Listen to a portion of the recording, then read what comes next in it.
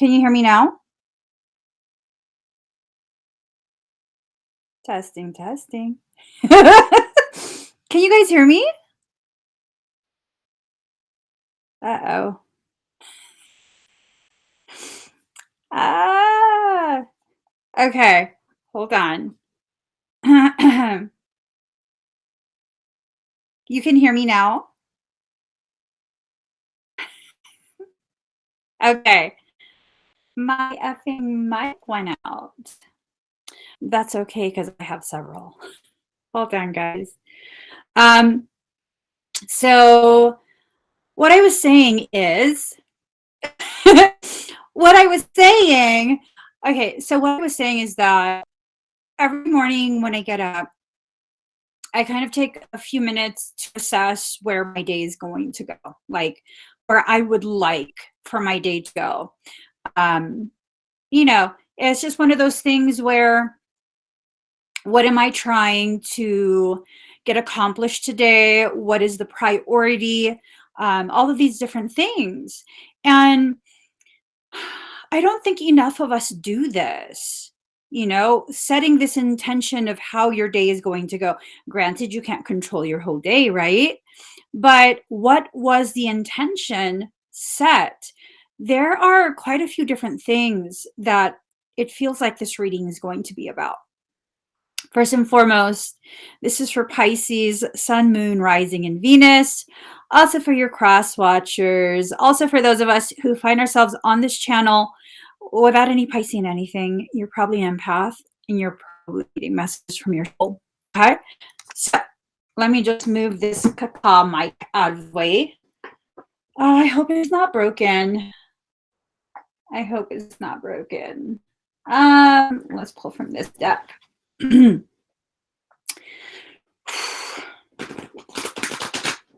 goes. Here goes. You guys can still hear me okay, right? I just want to make sure. Just want to make sure. Okay. All right. So right off the bat, it's this sense of like, there's a lot of really unfair stuff going on. It's always unfair stuff. It's always just, yeah.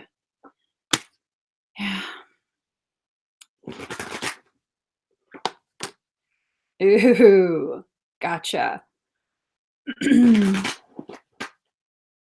Gotcha. That makes sense. That makes sense. I think a lot of what's happening is probably parasitic in nature. A lot of what's going on are things that your intuition is probably guiding you to pay attention to. Now, I know a lot of the messages lately have just not felt good, okay?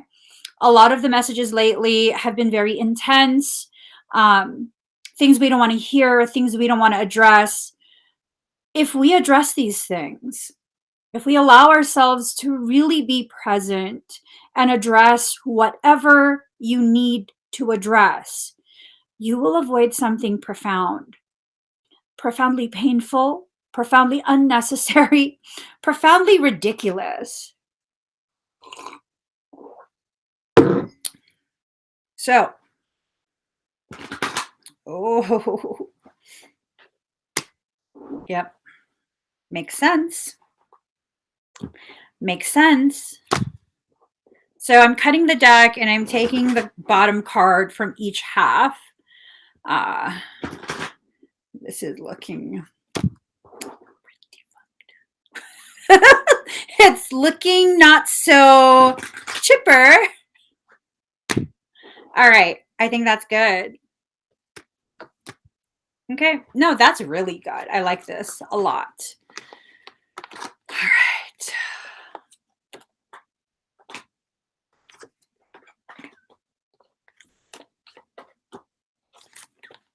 All right, there's things that are going on that you haven't been paying attention to, maybe because you've been being distracted, maybe because you've been being gaslit. We don't really know, to be honest. We don't know. Every single one of us has a different reasoning as to why we're allowing things to happen to us instead of consciously creating it. You know what I mean? Consciously creating the type of experience, the type of opportunities, the type of learning and connections and all of that. We have to consciously create. We have to intentionally manifest situations that help us to heal. So, right off the bat, something was hidden. Hidden moon. This is either a woman hiding something or something being hidden from a woman. Okay? Moon energy is feminine energy. Ooh, someone's being a bichacha. Oh, shoot. Oh, shoot. It's this sense that someone's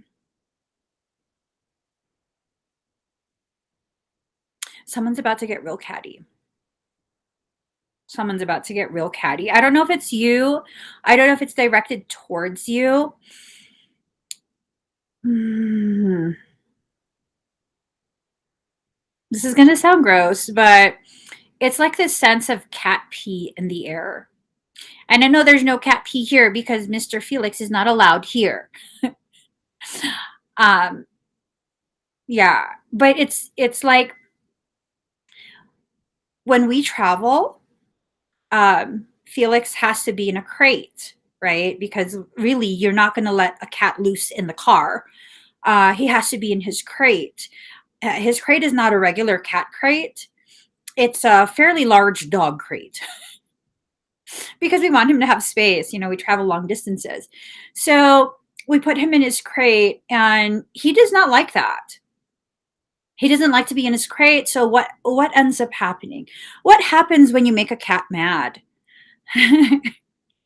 For my cat, he pees on himself intentionally. I'm just like, so that's what he does. He will pee on himself intentionally because he knows we don't like it and he's pissed off and he wants us to be mad too. And that's the sense that I get. Like, ooh, I don't know that you have to be scared though. I don't know that you have to be scared because really, are you going to allow yourself to be affected by any of this bullshit? I mean, first, are you the cat? Are you the cat? You know what I mean? Like, are you the one who is really, really mad and it's like spreading everywhere, your environment? It's just a really weird feeling. And then also there's this other thought. Um, for the most part, Felix is a really good cat. He typically doesn't mark anything. He typically doesn't destroy anything. We've never had him destroy any window coverings, any walls, um, nothing. He just doesn't destroy things. But what I do remember during this period where we were living in a gorgeous house, it was gorgeous. And this one room was my live stream room. And he could access the area, but I'd never allow him to enter the actual live stream room. I got a lot of Bruja stuff.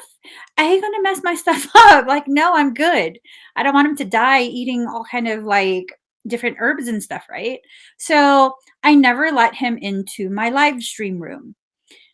I do all of my energy work, all the exorcisms that I do in my live stream room. That's why no one is allowed in this room. It's a sealed chamber.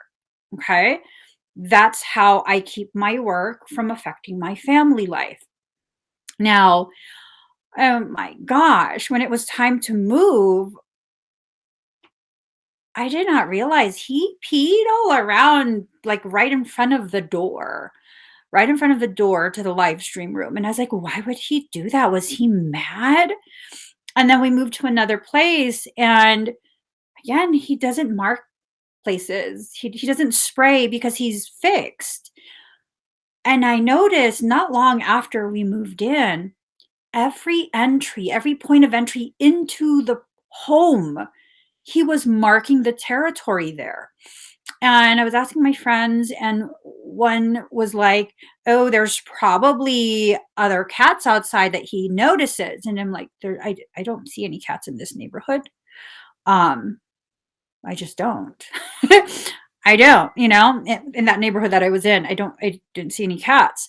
And and then I realized someone was trying to do stuff. Someone was trying to do some dark magic stuff on me. Felix is not a regular cat. I didn't seek him out. He was given to me. He's not a regular cat. I've never owned a cat before, ever. I look at him and I know he's not a regular cat. And then I had conversations with Michael, and Michael's like, he's claiming the territory. You're his queen. I was like, I love him. And then it made sense, because after the attempts to try and harm me energetically were neutralized, he stopped doing that. He stopped doing that. So now I'm wondering, is someone trying to harm the feminine? Is someone making it their goal to be hurtful and malicious to this feminine lunar energy? I got to share my boy with you guys. Hold on. It's been so long since you guys have seen him. I love him so much. It's ridiculous. Hold on.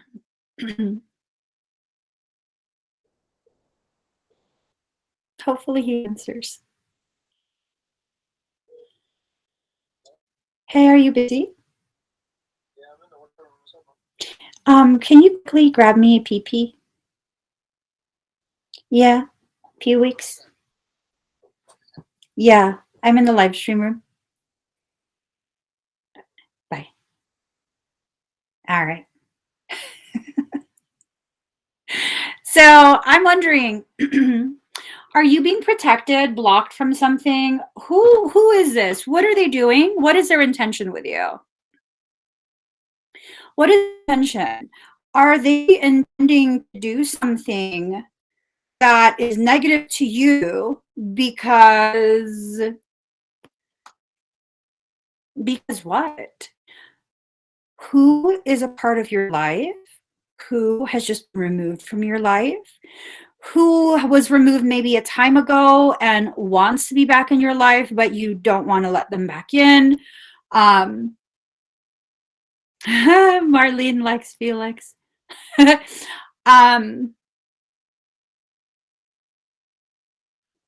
I'm just assessing the energy, because it's this sense of like, I have to figure out, what is the intent? Is this intentionally, come in,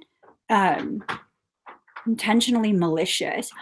Oh, I love you. Come, come, come.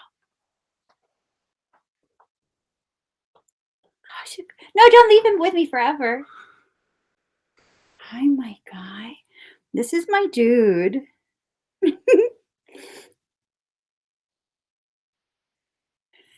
He's like, he's never been in here before. He's like, what's going on? You feel something bad?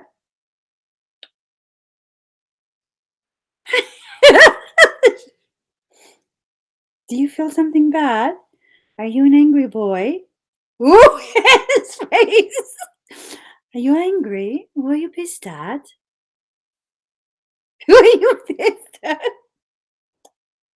Okay. You can't be in here, though. If you get caught in here, it's going to be off with your head.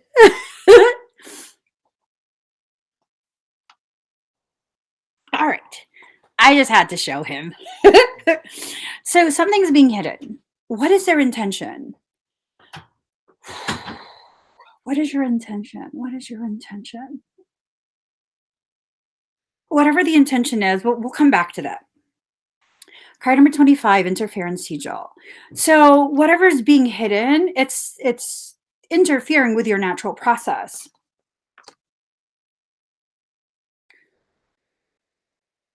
Interference.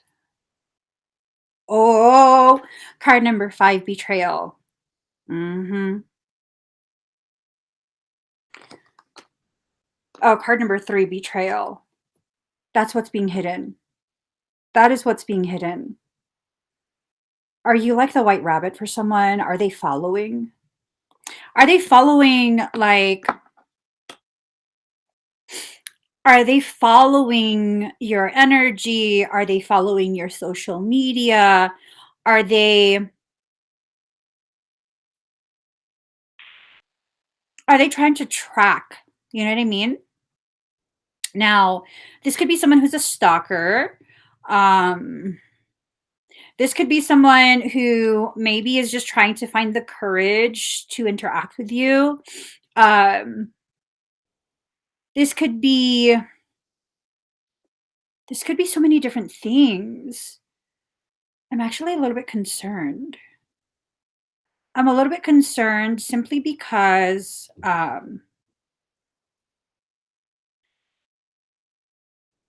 it's almost like someone wanted something from you that wasn't rightfully theirs, and you took away their ability to go ahead and keep draining from you. You know what I mean?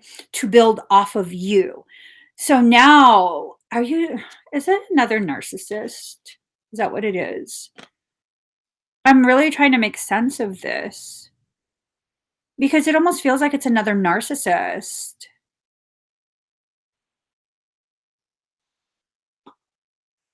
So I'm wondering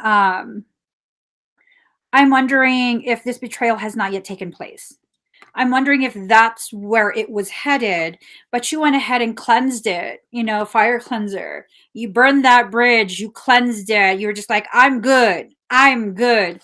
I am for real good. I'm for real good. And then dark interference. So there's this possibility. Um, there's this possibility that maybe this is about someone who doesn't realize, who's not aware they're being used as a Trojan. Okay. Like I said, typically Trojans don't realize they're being used as a Trojan. Typically.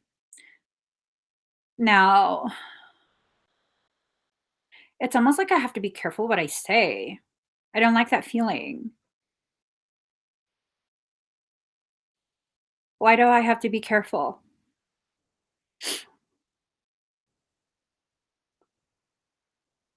Why do I have to be careful? Someone that watches?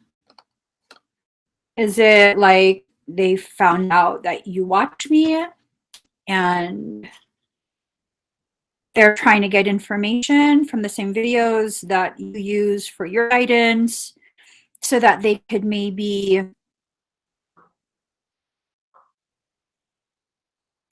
predetermine what you might decide?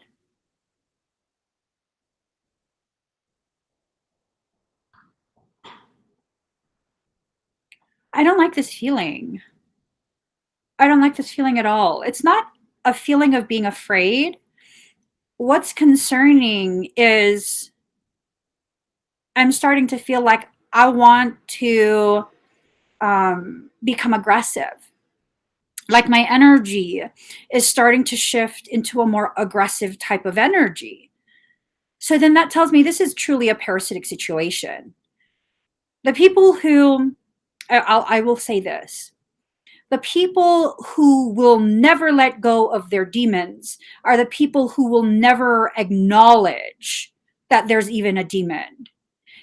When you see someone's energy and their behaviors and it looks and feels extremely concerning, like parasitic, and you bring it to their attention, and it's like, oh, there's no way.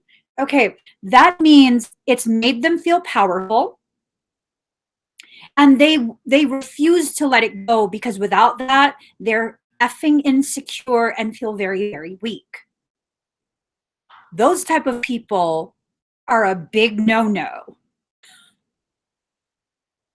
Those type of people are a huge red flag being waved in your face like in a strip club panties. Okay? No, no, no, no, no. Mm. If you're dealing with someone like that, please don't make the mistake of like you're going to save them. They're going to gobble you up. They're going to gobble you up.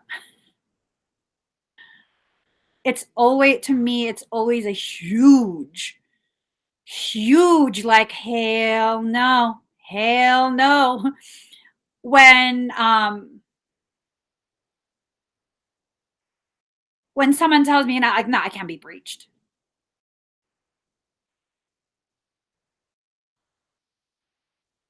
Yeah.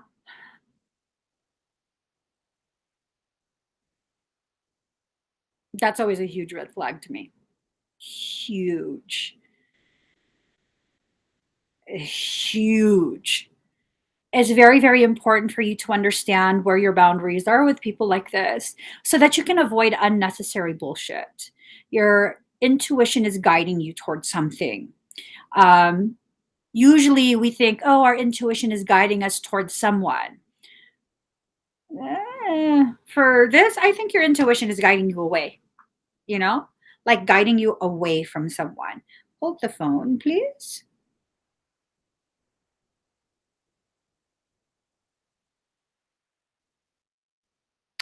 People be crazy today. Hold on.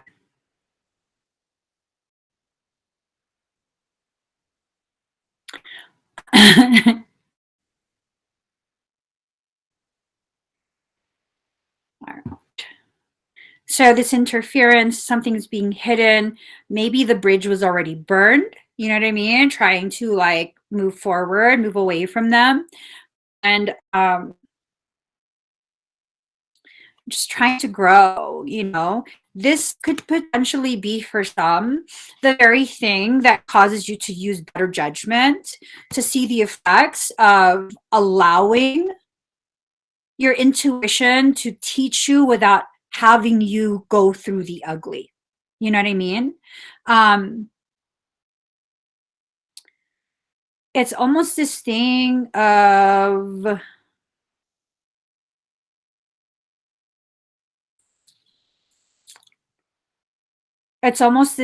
like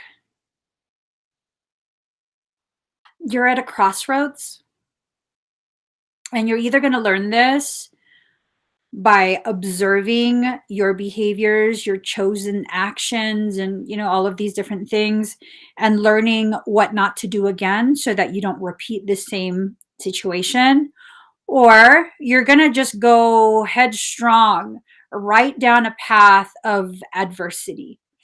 I think either way, the objective is to learn. So we don't necessarily have to be afraid of learning. Uh, I think it's more of this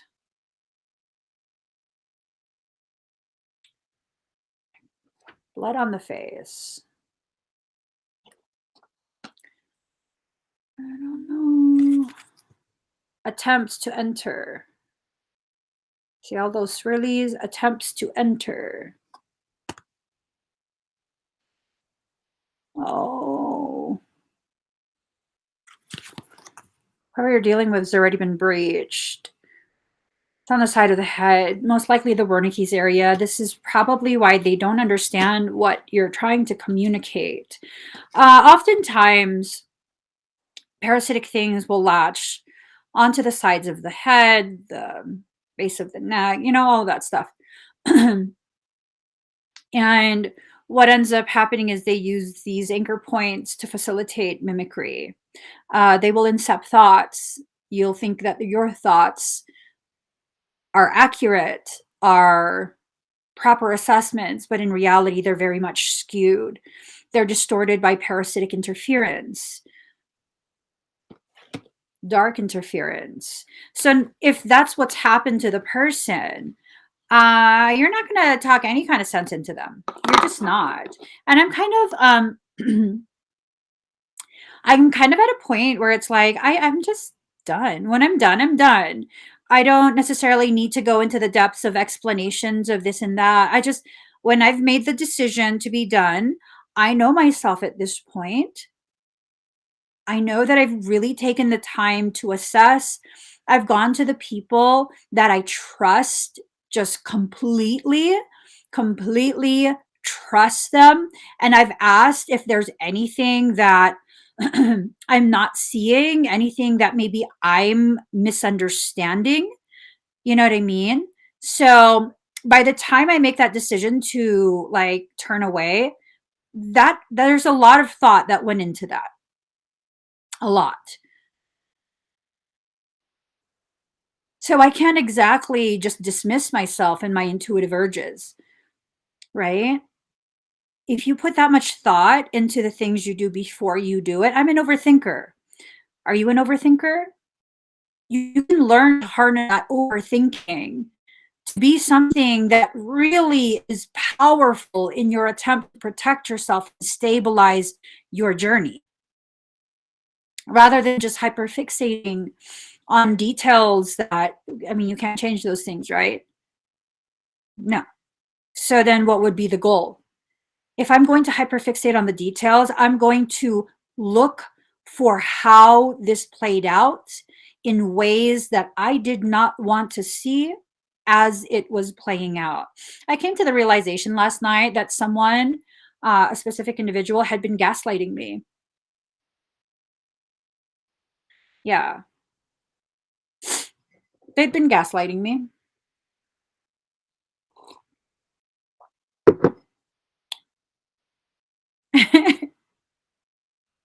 And it's this thing of like, okay, girl, I thought we were done with narcissists.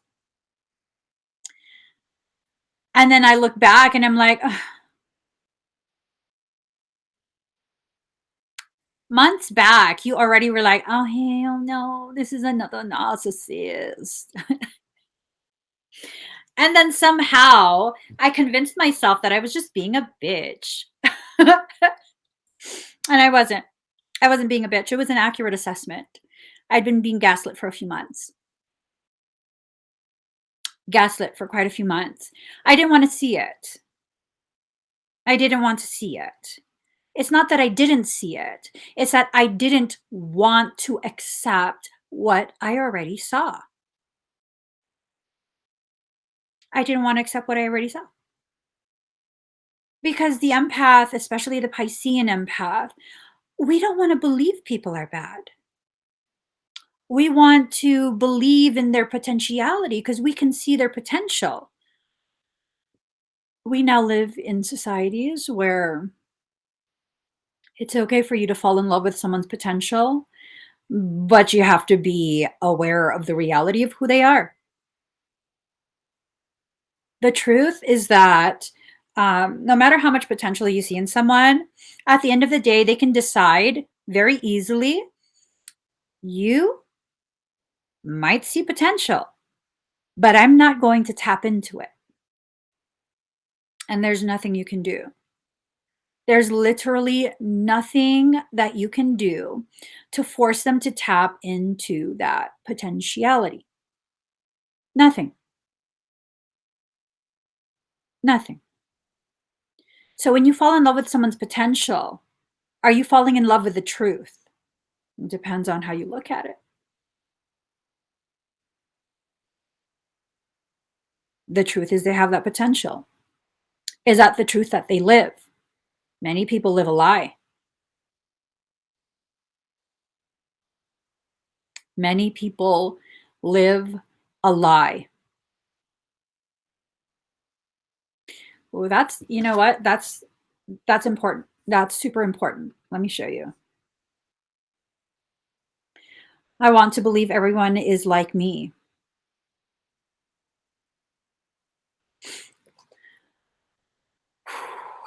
One of the most powerful moments of realization for me on my journey, it came from this time where I came across this axiom, and it said, you cannot continue to expect your heart to come from other people.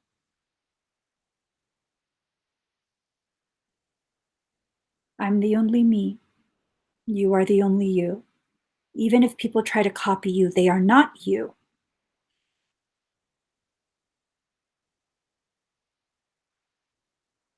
You cannot allow yourself to continue this behavior that stems from this belief that if you just love someone enough, you can empower them to be more loving like you. So when you do these things, when you seek out people who you can encourage to be more like you, do you know what you're seeking out? Organic portals. Organic portals are individuals who don't possess a soul. These are people who are people, but they don't have the capability of ascending to higher levels of dimensional consciousness. What does this mean? But we get along so well. You get along so well because they're copying everything you're doing. They're attempting to emulate you. I've dealt with many in an organic portal. Many. Many. I've learned to really be aware of what it is I'm seeing. For a long time, I would fight with myself about how I'm just being mean. I'm being judgmental. I'm being this. I'm being that. I'm yada, yada, yada. Am I? Or am I being realistic about the patterns I see? Do you have trust issues? Or do you have really good memory? I'm learning to distinguish between the two. I don't have trust issues. I have very, very good recall of behavioral patterns.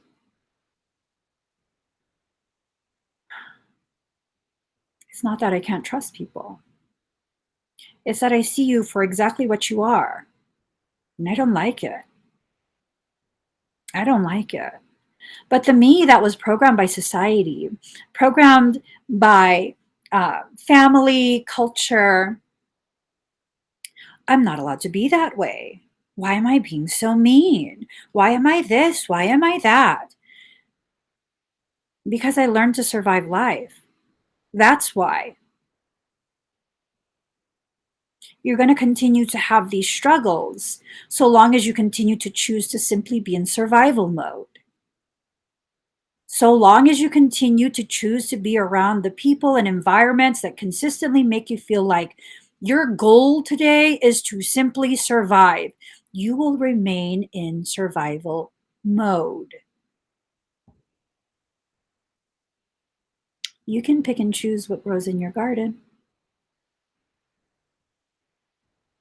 You can pick and choose what grows in your garden. Oh my gosh, I have to share this. So my palms were effing dying.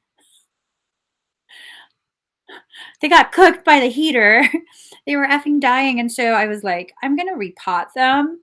And hopefully that will kind of like rejuvenate some growth and they won't actually fully die.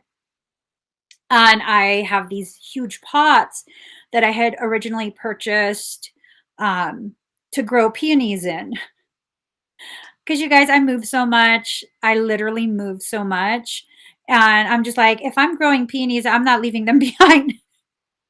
So I got huge pots to grow peonies in, but the peonies never grew. I thought the roots that I purchased, because they were just roots, I thought they were duds. And so they never grew. They just been in the pots, just in the pots. and I was going to reuse those pots for my palm trees. And I was digging out the dirt. Oh my gosh. The peony roots, they're growing these little like eyeball thingies. They're not dead, they're dormant, and they woke up. So I replanted them into smaller pots, but that was the thing. That's what I wanted to share, is that the most beautiful parts of you, the parts that you wished and hoped and prayed and put so much effort into growing, but it's like, oh, nothing ever came of it. Nothing ever grew. It was a failure. The growth is not evident above the surface. Not until enough of you has been established beneath the surface. And I think that's what's happening right now. More of you is being established beneath the surface. And after a certain point, your growth is going to be witnessed. It's going to be above ground, no longer hidden.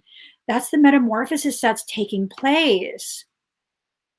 And it's taking place because of this betrayal that you're either heading towards, or that you're going to be able to successfully learn without experiencing, learn from without experiencing. Natural endings. Sometimes,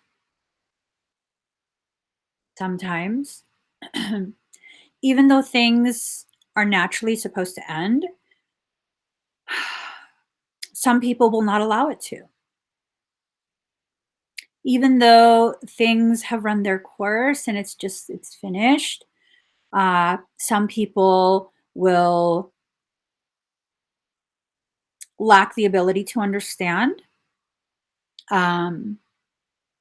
Some people will try and force you to put on their shoes, like, I experienced it this way. There's no way you're going to invalidate it. This was the experience. And it's like, for you, not for me.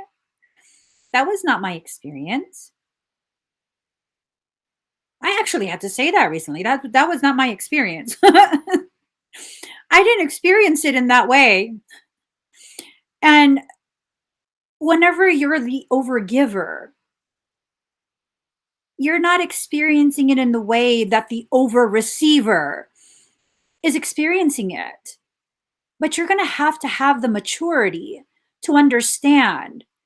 They see it so far differently from you because you gave them a completely different experience than they were able or willing to give you.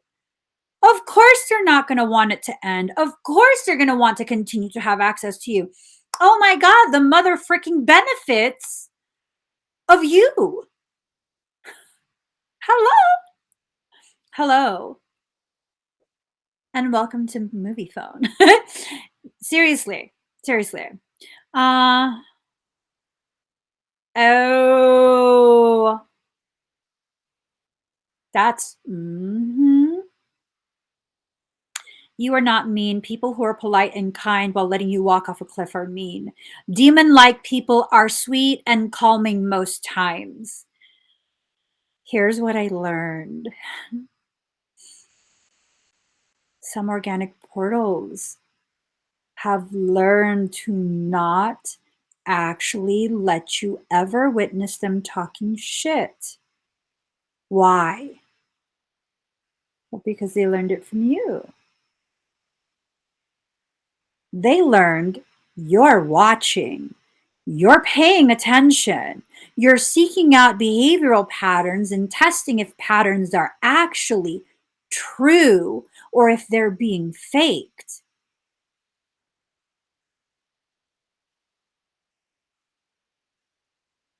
It's very easy to fake sweetness.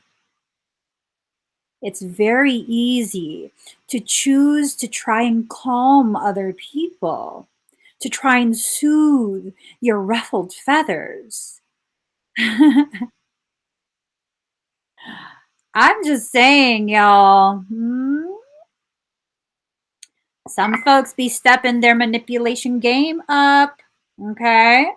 I'm not speaking about anyone in particular. I'm saying I've been seeing more and more of this, more and more of this. I've been seeing more and more of this throughout social media. Okay. I've been seeing a lot of this in the different dynamics that people have with each other.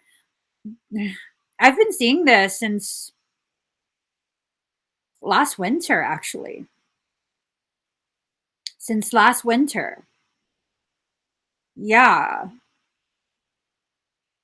This is something that's become very commonplace, especially in spiritual groups. They've learned how to fly under the radar.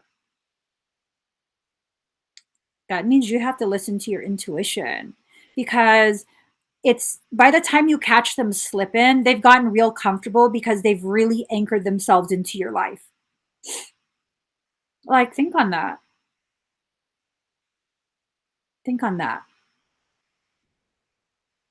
I've heard how some narcissistic people, you won't see their mask come off until they know you're highly dependent on them.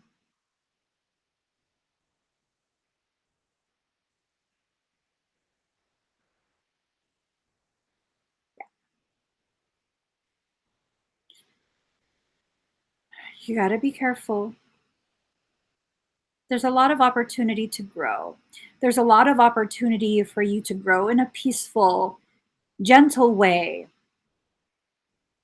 but it requires you being willing to see the truth that is happening before you. It requires that. And if you're not wanting to see that, that's almost a surefire way of guaranteeing you will experience that. For some of us, we don't learn something until we actually experience it firsthand.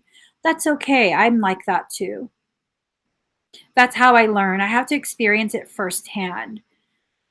I'm learning that I don't always have to do that, that I've experienced the same type of cycles over and over and over and over and over and over and over.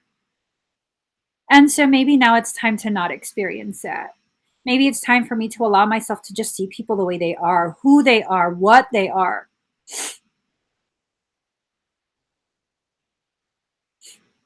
Okay.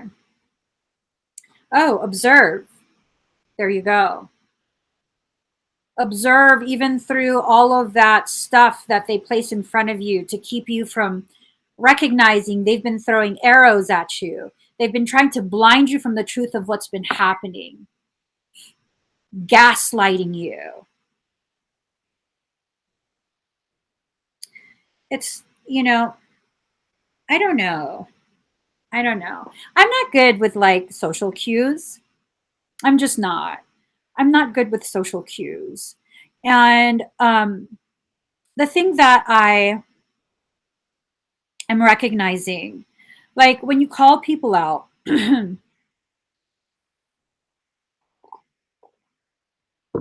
when you share what you've experienced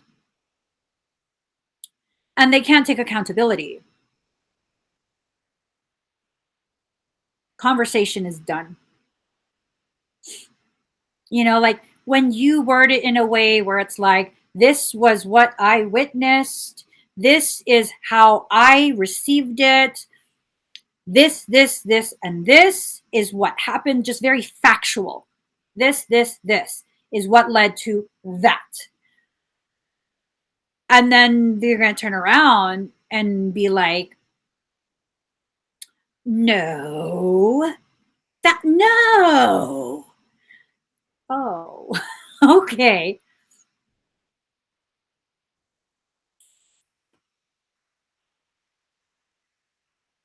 I got other things to do.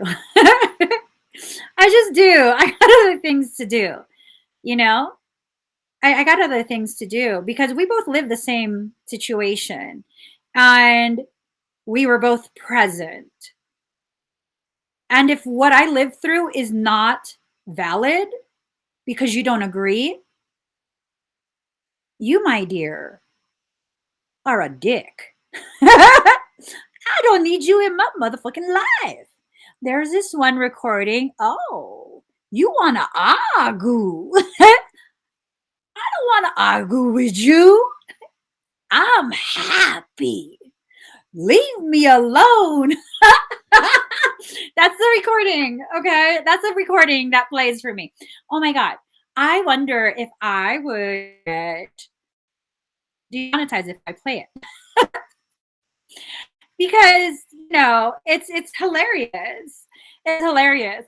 I'm gonna post it on my Facebook business page so you guys can watch it. That's the soundtrack that plays in my head whenever I come across things like this, situations like what's being discussed by the cards. Oh, they want to argue. They want you to validate that they're more valid than you.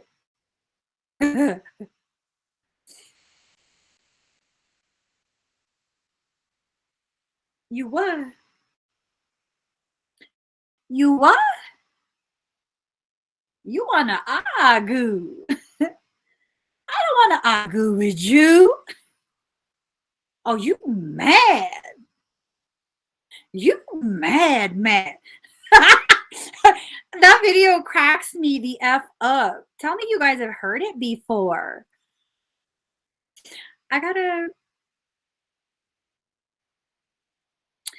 It's worth demonetizing this video. It's worth it. It's worth it. Oh my God. Hold up. Hold up. Where is he? I know I saved it somewhere. I didn't save it. Well, that's just bullshit. Hold up. Okay. I'm going to find it and I'll play it for you guys. I'm going to download it. This dude.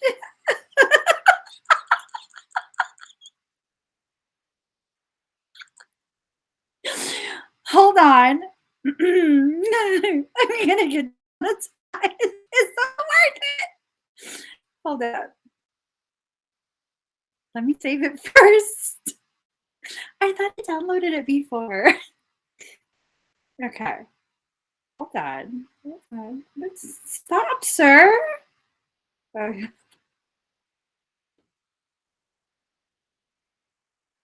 Ah! What is going on? Okay. This guy is... Okay, here. You wanna argue? I can't argue with you. You mad. I can't argue with you. Look at you.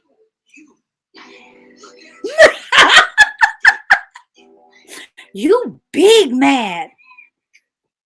I'm happy. Leave me alone. I'm happy. I downloaded it. That's the song that plays in my head when people want to start shit. Oh, you big man. Oh my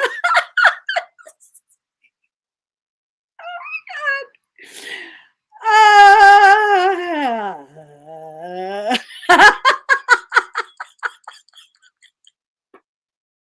Oh, you mad. Look at you. I'm just saying. Hey, I don't need to be mad like you. I'm happy. Leave me alone. I'm just saying. Accept yourself as you are. Okay? You're something that, other people might want to be around. You're something that it's like an energy that a lot of people can become very drawn to or addicted to. Okay? You have to be honest with yourself. You're not always the problem. Sometimes we're the problem, But we have to be able to recognize the times where we are not the problem. Okay? Oh, you want to argue? Want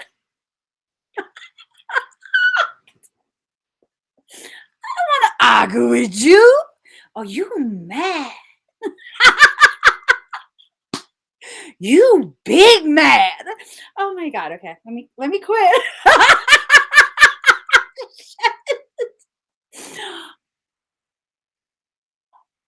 Michael's laughing.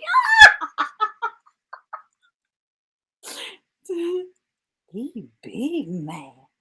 I want to argue with. I'm just saying.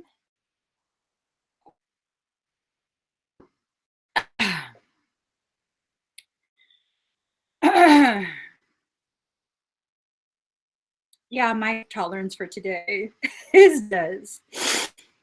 Hold the phone. Un momento, por favor. Let me just do something. Oh, you big man.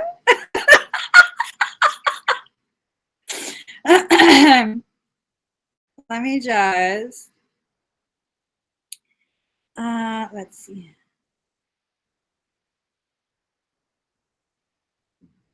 Excuse me.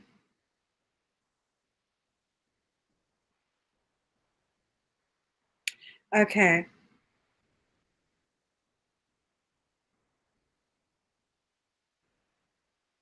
So, Angel's laugh. No, he smirks. He does a half smile. He goes like that. That's him laughing. Yeah, that's what he does. Yeah, that's as much laughing as you're going to get from him. Card number 10, overcome. You have the capacity to overcome everything. And the sooner you put the work and the action into halting a negative, toxic experience, the higher the likelihood of your success in easily overcoming that. Okay? Easily overcoming that. If you wait until it's in full swing, that's not going to be good. It's not going to be good. It's going to be something that's going to be an issue. It's going to mess up the energy of the space you're creating. It's going to mess up how you feel, the trajectory of your day, the whole vibe. I feel like a total twat waffle using those terms.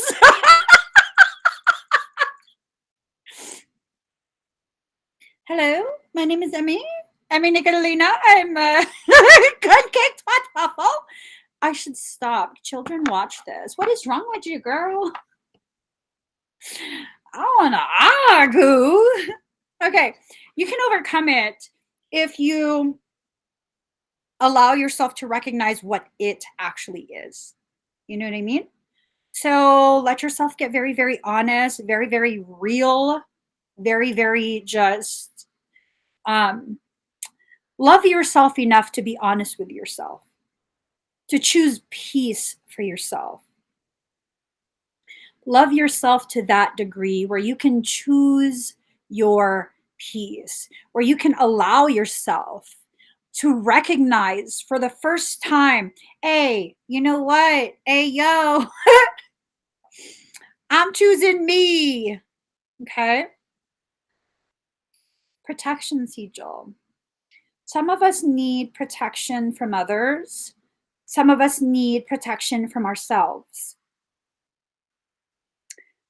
Let that sink in. Sip it, swish it, swallow. Okay? Sip it, swish it, swallow.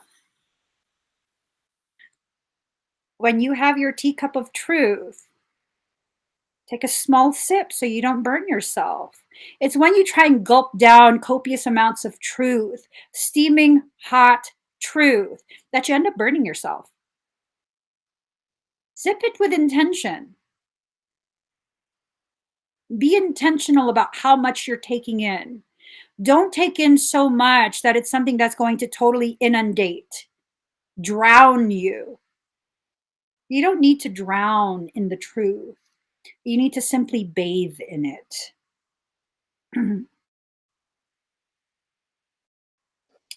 All right, carrying on. Oh, there's some O's in this house. There's some O's in this house. There's some O's in this house. There's some O's in this house. I gotta sing something, and my senses are overloaded. Here goes. Card number 13. Aries, I am. I guess I'm just a natural warrior. Are you a natural warrior? Or are you just angry with yourself? Because there's a difference.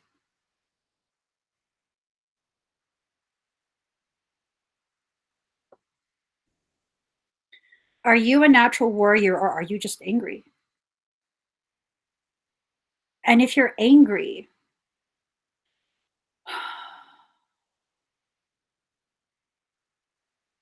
if you're angry, why are you angry? I found that a lot of people who have anger struggles, they're actually in the process of grieving, that they're grieving, you know? And when you grieve yourself, you grieve your life, grieve your childhood. I mean, how many of us have heard about grieving a childhood that was taken from us? How many of us were allowed to remain a child through our childhood? How many of us were forced to grow up? There was no other option, where you have to function as a young adult before you even reach your adolescence. You have to serve the function of an adult, but you don't get treated with the respect and consideration that adults should give other adults. I mean, don't you think that's a loss of your childhood that should be grieved, that should be acknowledged, that there's a pain there, a sense of loss? And many of us are, the world has us programmed where you have to do the inner child work, but you can't allow yourself to actually process that inner child feeling. My inner child carries daggers. I just don't know if you guys know this. She carries daggers.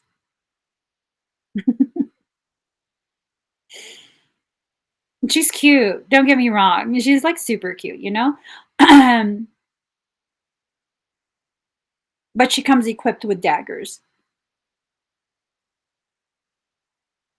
You cross her, she's going to protect herself. Is that wrong? Is that bad? Does it make me less evolved than someone who can better control the natural rage that erupts from a child who was stolen from her childhood? I'm just saying. Many of us have these huge feelings that we never had the opportunity to learn how to process, how to interpret. Like one of the things that I tell my kids, you know, sometimes they'll want something and I won't be able to give it to them, or it's something that's we just can't, and get disappointed. Okay, so you're disappointed. Process it, feel it. And if their disappointment is expressed in a more outwardly way, then sometimes what happens is someone else in the family will be like, hey, don't be rude. You can't act like that. And I'm like, no, They need to process how they're feeling. They're disappointed. It's okay to be disappointed. It's okay to feel that for real. Like life is going to disappoint you sometimes. What you do with that sense of disappointment, it's what's important. It's not about being able to cultivate a skill of hiding how you feel. It's about learning how to very healthily process, how to cope in a healthy way with your disappointment.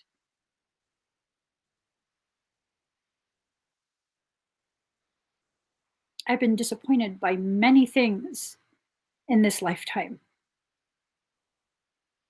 That's okay. That's okay because I recognize the things that don't pan out the way I was hoping they would. I have to shift from seeing it as a disappointment to accepting that it was simply a redirection. I was heading down the wrong way. Okay. Ooh, ooh, that, damn. Bada bing, bada boom. Jesus, please, I've mastered all of the BS. Help me to master what is healthy. Amen, Amun Ra. Amin, Amun. Say it. Jai Kali Ma. I was just saying. Be your own mama. Be your own mama. That's the thing, you guys. That's the thing. So many of us have mastered how to enter into situations that are totally BS. And then that's all we do. That's it. You know? That's it. We don't take it into the next step of trying to master what is healthy. And really, don't beat yourself up over this because the reality of it is, many of us don't know what is healthy until after we live through what is the polar opposite of healthy. Let that sink in. Take a sip, swish it, swallow. What's healthy until you experience the polar opposite. You don't know what's healthy. It's through the juxtapositioning of life's events that we begin to better understand, define, redefine these concepts that we're taught. I used to think, because I was raised to believe this, if anyone sees you cry, if anyone hears you complain, you're weak. That's evidence of your weakness, and they will come and destroy you. Never show your cards, never show your hands.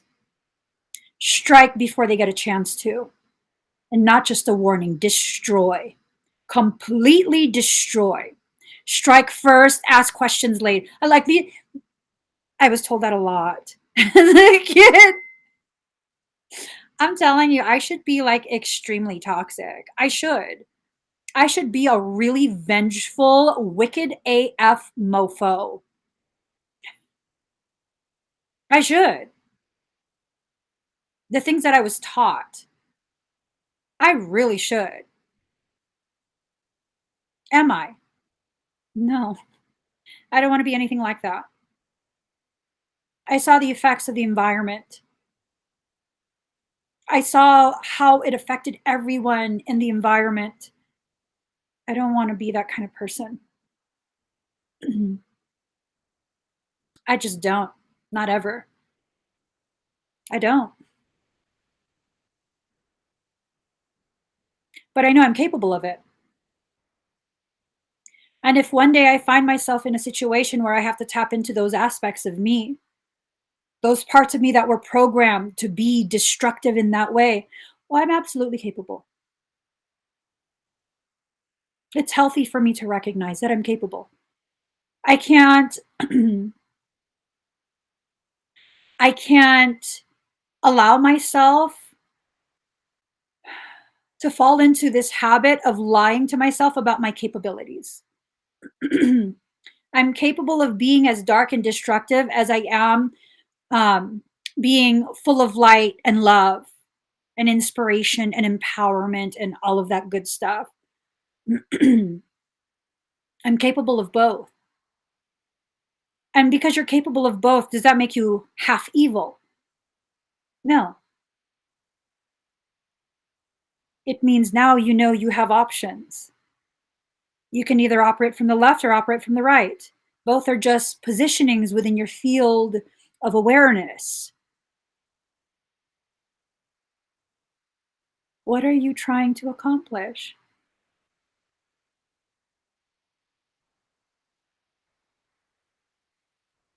Are you trying to cultivate the toxic anger and weaponize it? This concept of I'm a warrior, I'm a warrior. I'm everything.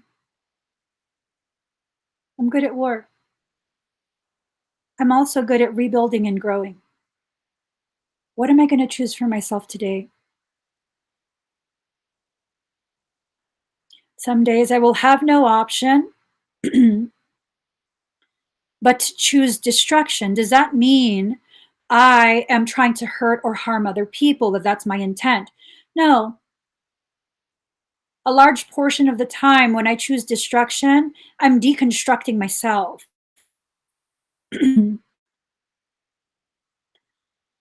Does that mean I'm attacking myself? Once upon a time it did. Now it doesn't. Now what that means is I'm taking apart the parts of me that I've outgrown, the parts that encourage me to retaliate, the parts that feed my rage. I have enough rage. I have enough anger. It's a righteous rage. Just because it's righteous, does that mean I have to rage on everyone? No, there's a time and a place for every aspect of me. My job is to learn when that time is. It's not right now. It's probably not tomorrow either. But when it's time, it will be harnessed with intent to neutralize whatever is attempting to pull me back into places of toxicity that I've already exited. And that's just that. Every part of you is valid. Every component of you is valid. There's no good parts or bad parts. There are just parts that are laying on a table until they need to be used. They're just parts. Depending on how you use them, depending on your intent, when that tool is in your hand, that's what's going to determine. People don't know what I'm talking about. Let me give an analogy. You have a car, it has a ton of parts. Are we going to talk about the engine? No, because like realistically, everything in the engine belongs there, right? Let's talk about accessories. Are they accessories or are they necessities? Tire iron. Most cars are equipped with a spare tire. Do you have a tire iron?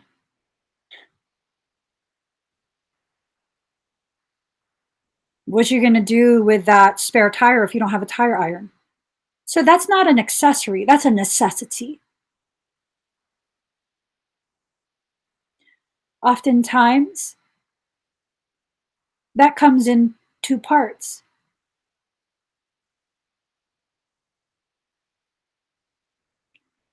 You know what I've seen people do with tire irons? Pretty messed up stuff. You guys have watched movies. You've seen people attack other people with a tire iron. Not the crossbar one, the one that's kind of curved.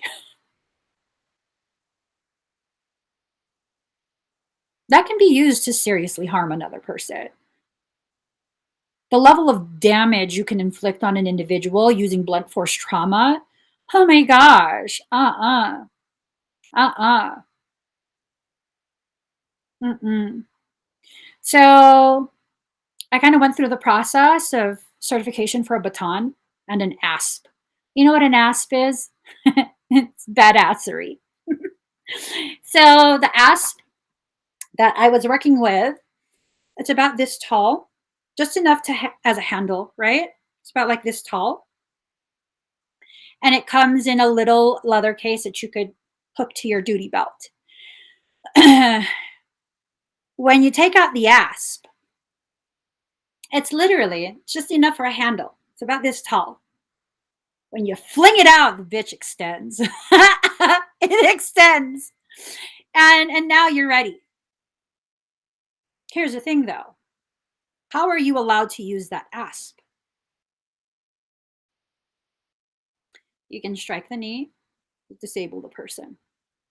It's not fatal, but you're probably going to seriously injure them. Okay? Swing left, swing right. If you're going to go down, it's to break the collarbone. You want to be able to disable them. If you break a collarbone, you probably can't use your arm at that point, right? If you break a femur, if you break a knee, you can't kick, you can't run, you're disabled. But one thing that I distinctly remember, they said you are never to strike in the head. You can kill someone. And whether you have your guard card or not, yo ass is going to jail for attempted murder. That asp is like a component of your attitude. It's really compact, but when you whip it out, I mean, good God, that's like immediate. It's like, it's, it's long. It's long. Uh, yeah, you can seriously do something to people like that. Really bad things. Irreparable harm. If the component of your attitude is just like the asp, and you haven't used time, effort, energy, focus into understanding how this aspect of you can irreparably harm someone else, you're being irresponsible. It can be very effective to defend you, but are you actually defending yourself? Or are you the aggressor? Are you attacking? A true warrior is not an assassin. They live by the code of Bushido. If you know you can win, you do not engage. There's no honor in that. That's why many of the blue had to be filtered through feudal Japan. It had to be through many lifetimes ingrained into you. If you know you can win, don't engage. There's no honor in that win. None. Using what you know, your skills, with honor.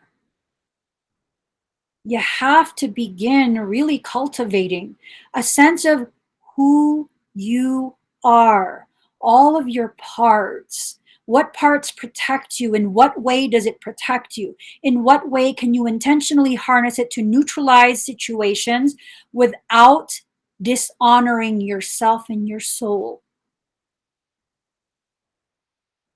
Over my lifetime, the past couple of years especially, I've had people do like some really messed up things, whatever. And every time my attitude is like, whatever, I don't care. Some folks in my life who really love me and care for me, they'll get upset, they'll get frustrated. I've had people, their intention is very pure. They just don't like seeing other people hurt me. I get that. It comes from a place of love. But they get irritated and they're like, "Emmy, you need to fight back." Why? Why do I need to? What's the point? So I can be a reflection of that ugly? No, I mean, because they need to learn. Sometimes we have to understand that as much as we want to teach someone, they're incapable of learning that. Most importantly, if I determine that you're so much weaker than me and you can't defend yourself, there's nothing honorable about me harming you. There's just not. There's not. I live my life by the code of Bushido. I always have. If I know I can mess you up, I'll probably just excuse myself and cry because I really want to mess you up. I just do. But I mean, you're just stupid. I don't want to be stupid like you. You know what I mean? These are things that run through my head when I get really, really frustrated. And I want to like allow myself to slip into this place of like density and ugly. And I don't need to, though. That's not where I belong. That's not where I live within myself. I moved out of there a long time ago. A long time ago. I'm not moving back. Are you kidding me? No, I'm not moving back there. That's not where I belong. It's not my home.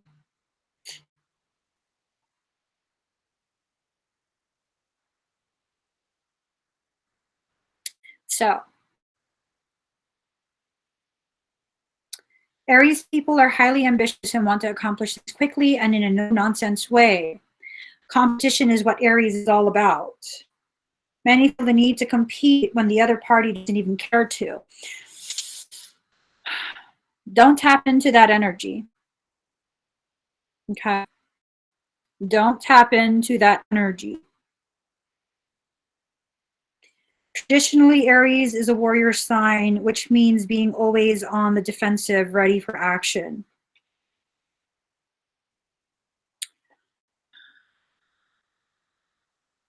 I don't know. I don't want this to feel like I'm talking bad about Aries. That's what um, the cards book for the cards is saying.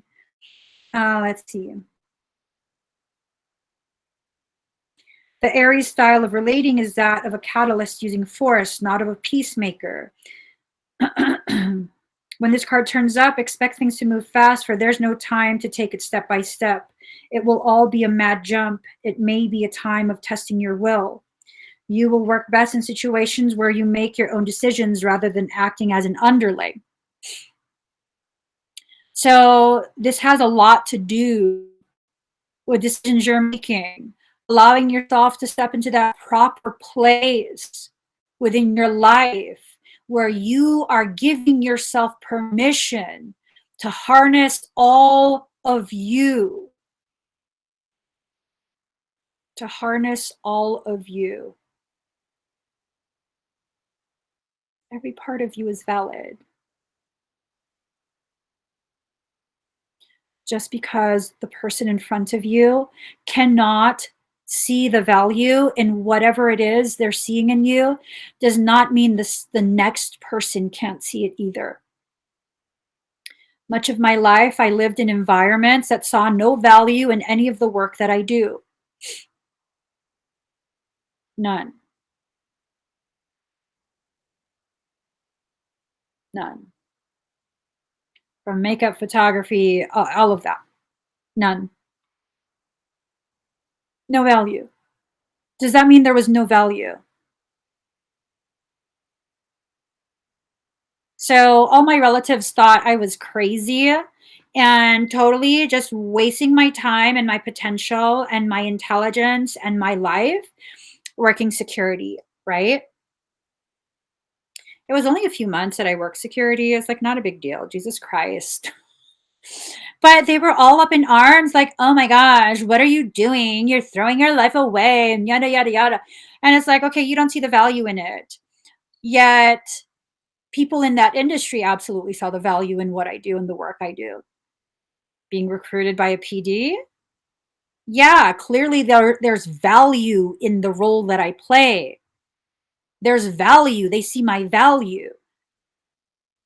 But my environment didn't see it.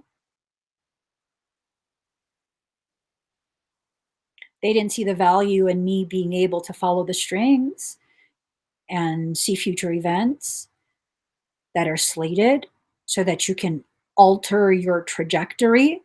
You know, I don't typically look at future events intentionally, but there's times where my higher self, I find my higher self is showing me the different strings that lead to the different events, not so that I can take advantage of it, but because, okay, girlfriend, this is going to be something bad.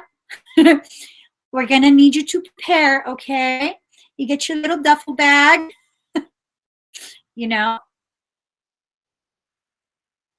Yeah. There's only two reasons, only two, that I would be allowed to see a future event for myself. Give me the time to mentally prepare for it, excuse me, or to give me the time to choose different options to avoid it. It's for my protection. There's value in that. Yeah. For much of my life, when I start talking about things like that, people in my family would get very weirded out. Like, why do you always have to be so weird? Because I am motherfucker. Sorry. Um, because I am. And I remember being on a cross country RV trip. My husband, my kids at the time, my mom as well. And the plan was we were going to go from California all the way to New York in the RV. We get to the Dakotas, and South Dakota to be exact. Driving through the Northwest, we went all the way up to, I believe, Washington before we started heading east. Went through all those states, and it was a beautiful time, and just outside of Yellowstone. And then that was beautiful, and then we kept going east, and we started to notice there's a lot of flooding everywhere. I think Montana was the only place where we didn't see like crazy flooding in the fields, but we didn't really get some rain. You know what I mean? We weren't traveling through rain, we were just seeing the floods. So you're not thinking, right? We get to South Dakota, we arrive pretty late at night. It's already dark. We get to an RV park. Frey hurriedly hooks us up to all the utilities. Everyone's exhausted. We have dinner. We all go to bed. I swear to you, as soon as I actually fell asleep, I sat up. We have to leave. We have to leave. I sat up in bed, and I could not say that. I had a fire under my ass. We have to leave. And it just so happens the owner of the RV park, he said, "Oh, you'll love it in the morning. We're going to put you right by the river."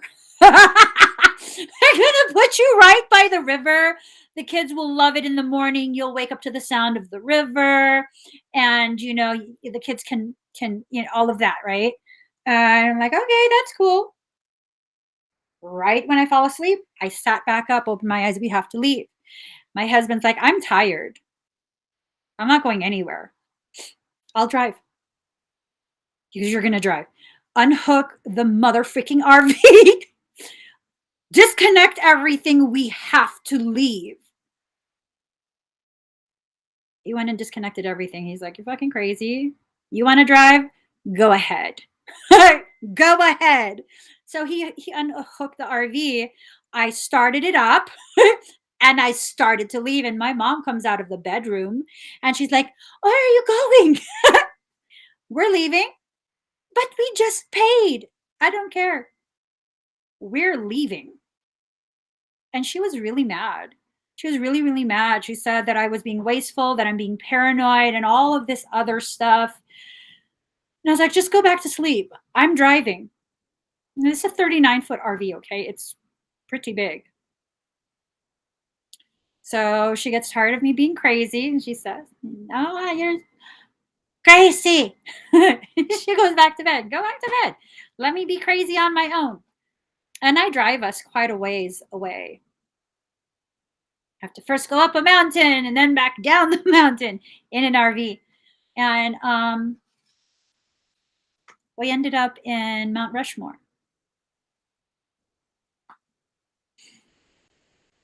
So she was kind of happy about that, right? Woke up, oh, I want to see the mountains. Yeah, okay, let's get up. It was cloudy. Clearly, it rained through the night.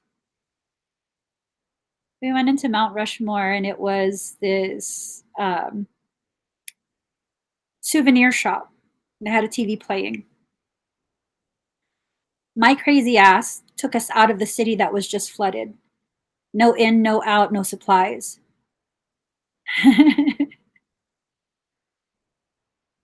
The National Guard was being activated to airdrop supplies because that town is going to be cut off from the civilization for the next couple weeks. They won't be able to clear any of the roads. I'm crazy. That's fine, but we're fucking leaving. I don't care if people can find value in what I do. Like, we're leaving. If my ass cannot calm down, we are leaving. We're going bye-bye. I didn't know why. I didn't know why we had to leave, but I'm not motherfucking staying there. Nope. I'm not staying. Just no way. I'm not staying. That's not the first time things like that have happened. Like, I have this clear acceptance. Like, fucked up shit's allowed to happen to me, but not fucked up shit like that. You know what I mean? Like, you can never let me go hungry. You can never force me to be cut off from a stable food supply. Okay? You just cannot. Bad shit happens if I'm not fed regularly. Just because your environment can't understand doesn't mean there's no value in it. It doesn't mean that. It carries its intrinsic value. And until you recognize the value of who and what you are, you cannot expect or demand your environment to know something that you don't even know yourself. If you don't know it yourself, I mean, expect other people to know.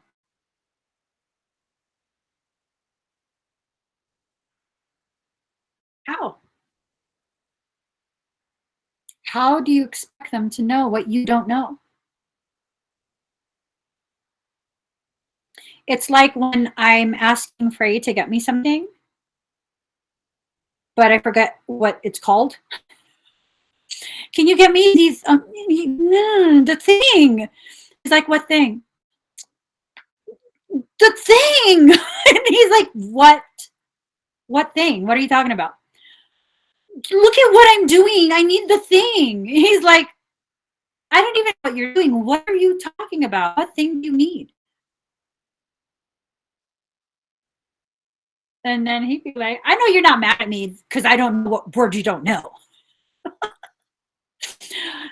Yes, I am. I am mad at myself, you know?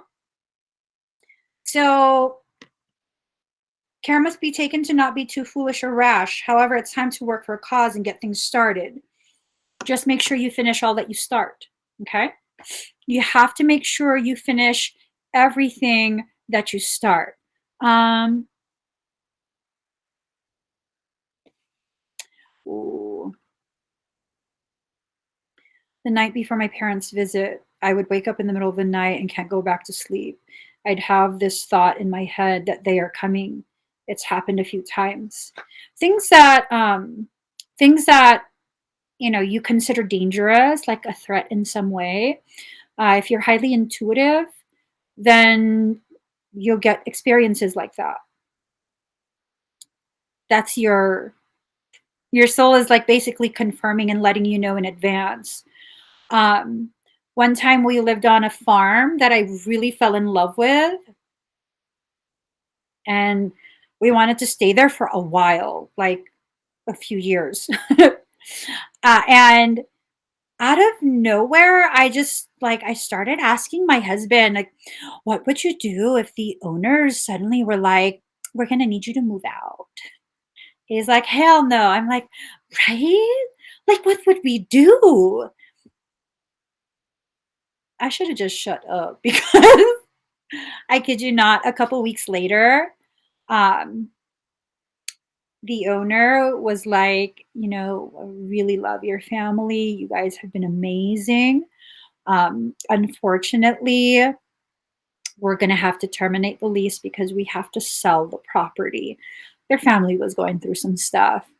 And he's like, I'm very, very sorry. I know this is like such short notice, but we have to sell like ASAP. I don't know if I manifested that or if I felt it in advance because, I mean, I didn't want to move again. I didn't want to move again. But here's the thing, it's also this secondary message learning opportunity where it's like I became too comfortable there. I was content on being hidden away there in the wilderness. Like you're literally in the wilderness. Like to drive to the property, you're literally driving through like BML land. BLM, Bureau of Land, BLM land. That's like government land, that's just raw land. You have to drive through that for like 20 minutes. Yeah.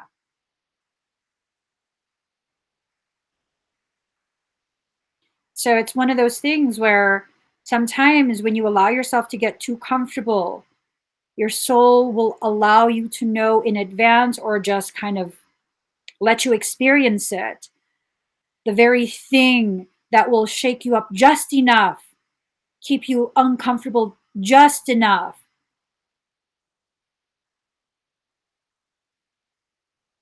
That's why things have to happen to you. Do I agree with it? No. I don't like it. But if you need it for your growth, then that's what you need for your growth. So let's see. Card number 21, Sagittarius IC. Luck is not chance, it's toil. Fortune's expensive smile is earned. You're just about ready to hit your mark. You got to go do something. You have to commit to it. You have to have passion and you have to just go for it. Okay. You're going to hit that mark. It's almost there. It's almost there. It's almost time. It's I'm sorry. I get so okay. Okay. Let's see.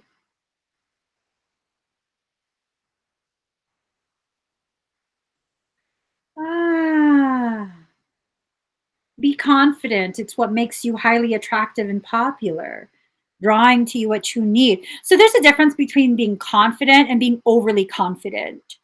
Um,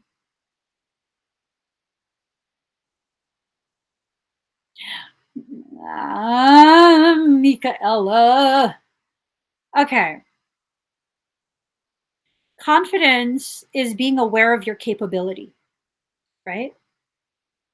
For me, overly confident is talking a big ass game that you can't follow through on. Your mouth be writing checks your ass cannot cash. Know what I'm saying? Your ass be writing checks your ass cannot cash. These are people who think that if they fake it, they can make it. No, you just fake, motherfucker. Stop. Go back in your cage, Oaklandish. This type of subject matter makes me very ratchety. Ratchety. I hate when people talk a big game, but they can't follow through. Know when you're out of your league. You're screwing yourself by trying to pretend you're capable of something that you're not. It irks me to no end. Be confident in who you are right now, not fake in who you can try to be and sell to other people. I'm just saying. I'm just saying. I'm just saying. I'm just saying. Okay. Whew.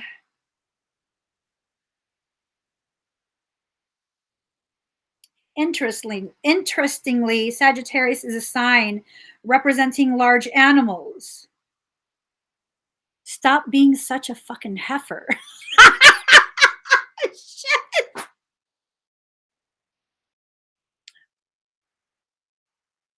That's what I got. Can you guys define heifer for me? I know it's like a pregnant cow. Is it a bovine? Which okay. I don't know where that came from. I don't know. I don't know. I don't know. Oh, damn. Let me define it. Hold on. Heifer Urban Dictionary. Okay. Whoa. What did I see? Okay.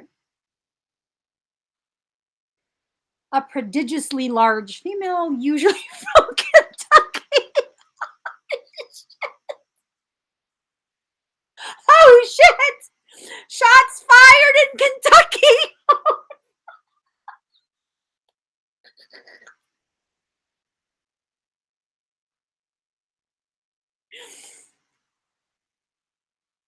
Why are they? Oh shit! Okay, okay. I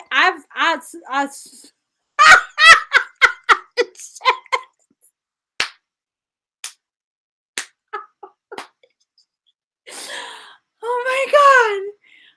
Oh my god! Okay.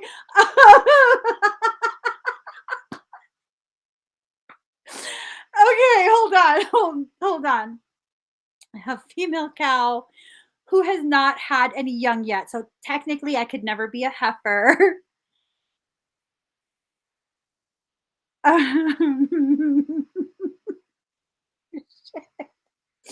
See, and then someone says a heifer really means a pregnant cow. Ah, well,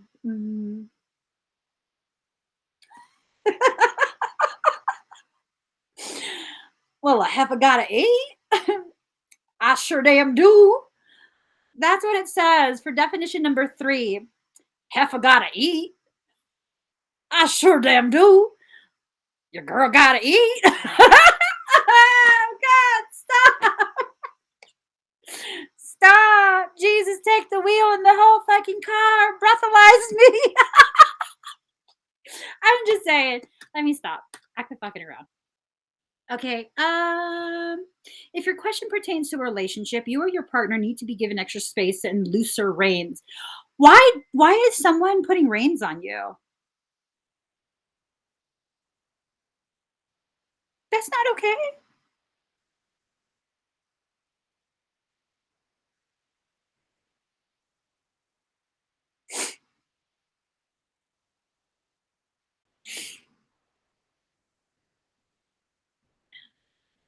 Oh, well, I've heard baby horses be referred to as a filly, but I always thought that a heifer was a pregnant cow. I always thought that. I feel like I don't know the world right now.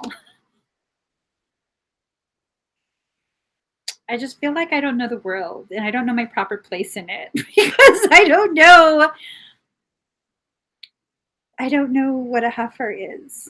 I've been called a heifer before. Your girl gotta eat.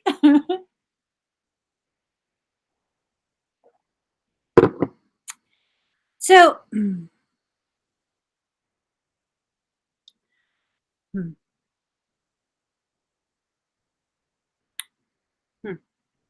card number 45, part of fortune increase. Fortune favors the brave.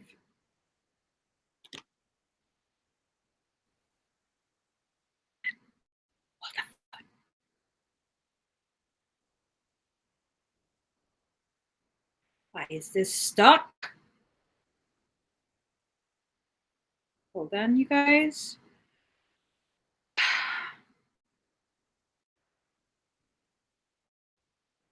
Excuse me.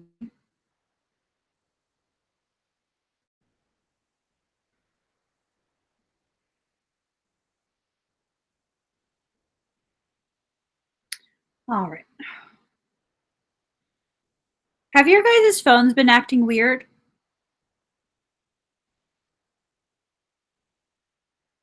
Have your electronics been acting weird, especially interweebles, your internet?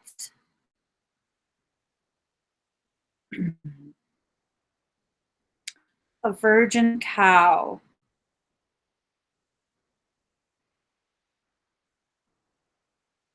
So I'm definitely well, thank God for that. Oh, I got nervous. Um, let's see.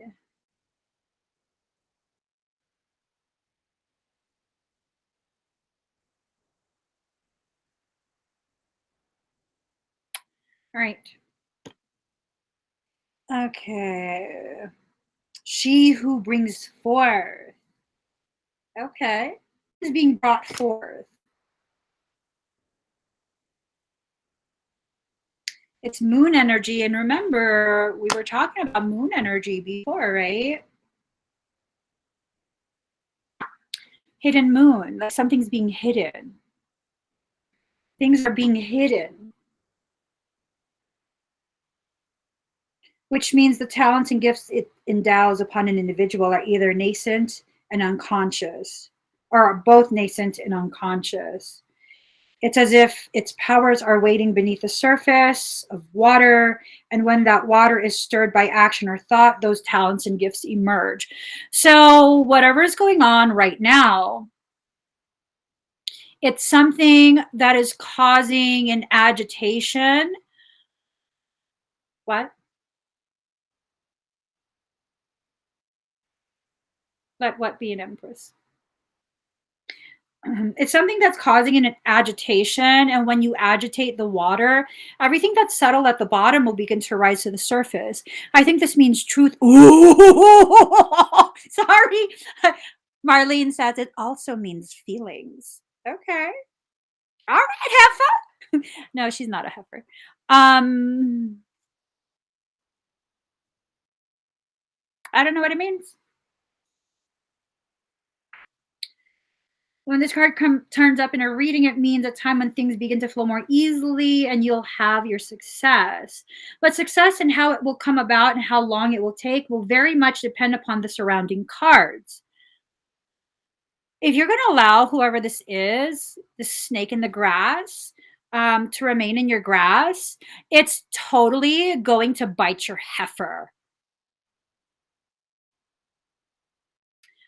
And here's the thing, I would think that a heifer is when it comes to farmers is it's a valuable commodity because you can get more cows from that, you can get milk from that, you can this and you can that.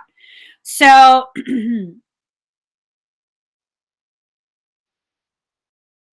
Are you willing to allow this toxic person to um,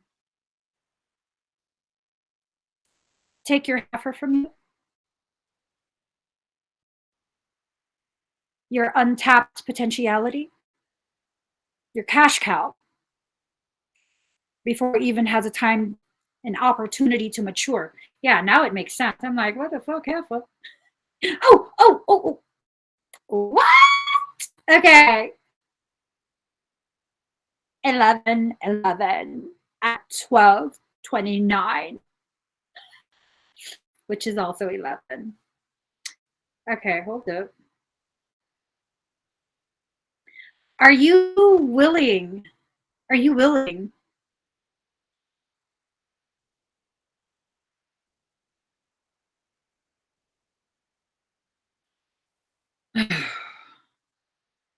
What's being taken from you? Oh no. I think it's time for you to recognize your milk brings all the demons to the yard, and they're like, it's better than yours. Like, it's better than yours. I could teach you, but I have to charge. La la la la la. The demons are waiting. La la la la. Okay. Oh, wow. I was joking, but literally. Something, someone is waiting to feed either on you or feed off the work that you did. Minimal investment from them, minimal effort. I can't stand when people are like that. They expect the mostest, feel entitled to the mostest, but they actually do the least.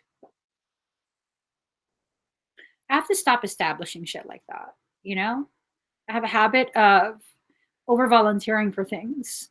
Let's see. You may want to take advantage of this time of easy flow to resolve conflicts. It is time to heal that toxic situation which has been so difficult to overcome.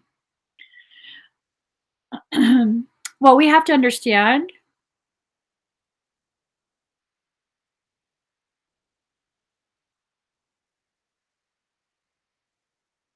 if you get hit with shrapnel, general terms, you have to remove that shrapnel, you keep bleeding. If you get hit with a bullet, so long as that bullet fragment is still inside you, you will continue to bleed.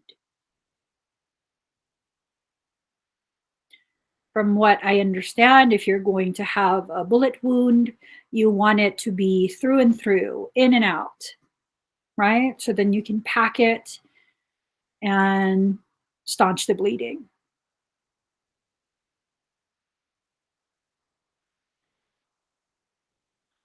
It's time to heal that toxic situation, which has been so difficult to overcome. It's been difficult to overcome it. If it's resonating with you, it's been difficult to overcome this toxicity because you refuse to remove the toxic component. So long as you continue to allow that toxic component, whether it's a person, situation, place, thing, environment, to have access to you, for you to be immersed in that, you are not going to heal. You cannot heal in the environment that wounded you. You just cannot. Some people think that they can. I'm telling you, you're lying to yourself. Well, Emmy, you think you know everything. No, I know this because I've lived it for so long. Well, there's exceptions. Yeah, you're not it. You're not the exception, because if you were the exception, you wouldn't be making excuses for this shit. Do you get that? Do you get that? When you continue to make excuses for the bullshit that you allow in your life, your mindset is the toxic component. Love yourself to the degree that you will no longer allow permission for people to disrespect the sacred journey that you're on. That mindset is toxic. Well, you can't cut everyone out. No, just the toxic people. I'm not asking you to cut everyone out. Just the toxic ones. Just the toxic ones. Or don't. But you're going to live in that toxicity. But you have to understand. I don't have to understand anything. I've already lived through it several times. There's nothing I don't understand about that dynamic. You can't paint a cow in stripes and suddenly have a zebra. You can't put spots on a fox and suddenly you have a cheetah.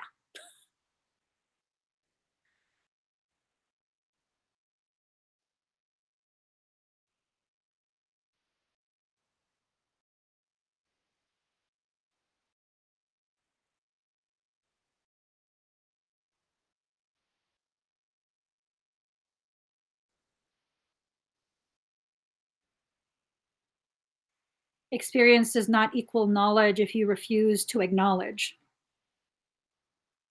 Act, knowledge.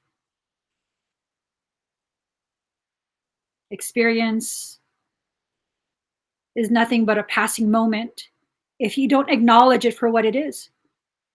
An opportunity to learn and see.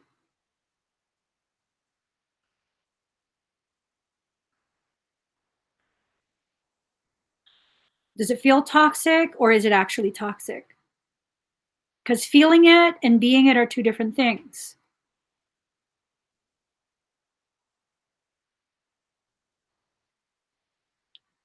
Does it feel toxic because your mindset has become toxic from all of the things you've experienced?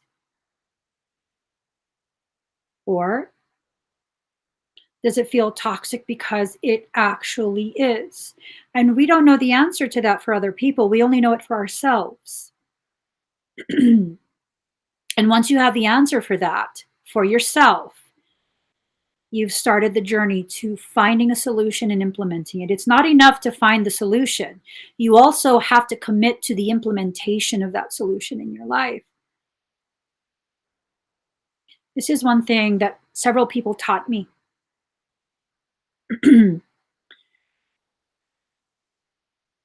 We can have conflict and I can go away and I can work on myself and better understand my part in that conflict and how I co-created that. And then I can come back and move beyond that with you with this hope that you've also moved beyond that type of behavior and you've learned, just like I took the time to learn. I've never been proven wrong with this in my personal life. They don't learn.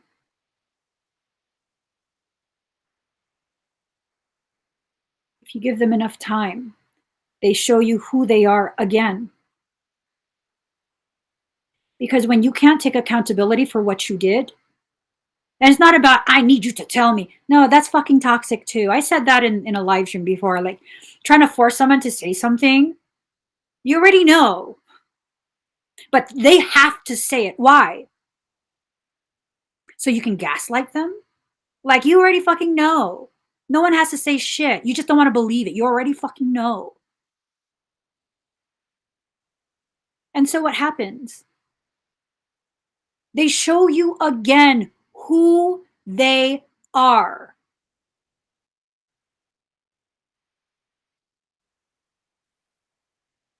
You can't love someone into being who you want them to be. They will always go back to who they are. Unless they truly changed because it was time for them to change. Why are you coming back?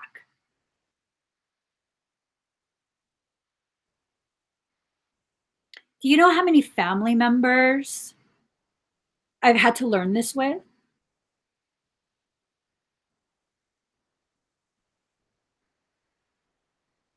how many times I've personally been attacked for no fucking reason. No reason at all, literally. And y'all, I can call myself out on my own bullshit for real. You've seen me do it time and time and time again. I'm not playing no fucking victim here. I know when I start shit. Here's the thing, I never start shit. I'm always minding my own fucking business. I don't start shit. But you best believe you toss that shit at me, I'm gonna pick it up and smear it on you. Hey, you don't like that? Came from you. Like, oh my God. Yeah, no, that's yours. That's yours. That's your energy. It's not mine. I'm just giving back to you. Yeah, I can be petty. Absolutely. I mean, hello, I'm human. I can be petty. I can be someone who has ugly AF behaviors, trauma responses. For the most part, I'm not, though. You have to work really, really hard to bring that out of me.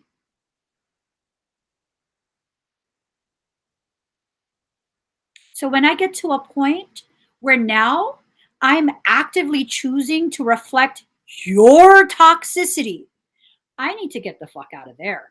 I do not need to be there.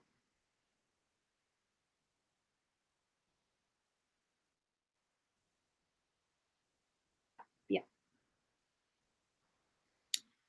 You have to be able to acknowledge it before you can heal it. You have to do it on your own terms, though. You just have to. I remember years ago, I've known you for a long time. I remember years ago. I don't know if you remember this conversation. I didn't want anyone to know that I do the work that I do, right? It was this thing of like, oh my God, no, I can't do that. I can't tell anybody. I can't show anybody. No one can know. And yada, yada, yada, yada. Right.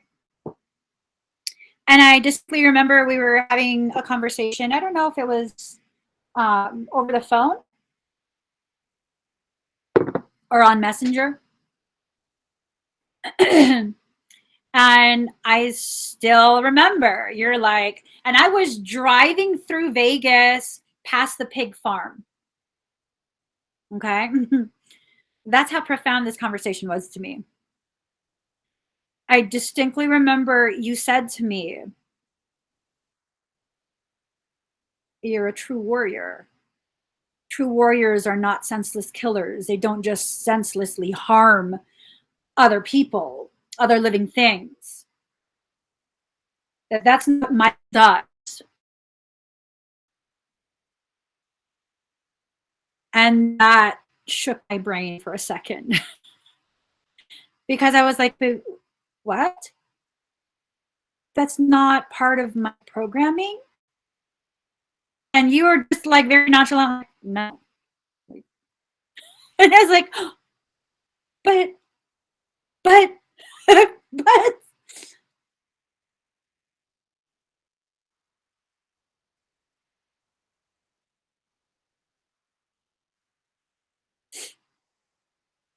And you helped me to realize that when it comes out of me, that's when it's appropriate for it to come out, that I'm such a controlled person. And you met me when I was deep in that control issue. You met me when I was in that very, very deeply controlled type of state. I controlled and suppressed so much.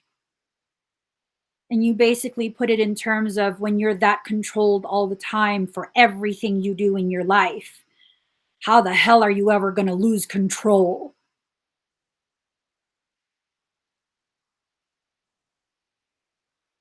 Yeah, that was profound. It was profound to quite possibly for the first time in my life, outside of Frey, of course, to be in the presence of someone who actually saw, not just see me, but see the turmoil that exists within me. Because a huge part of me wanted to continue to exist as a Stepford soul. But I'd reached a point in my journey where my soul was like, Honey, sit the fuck down. We're taking the wheel.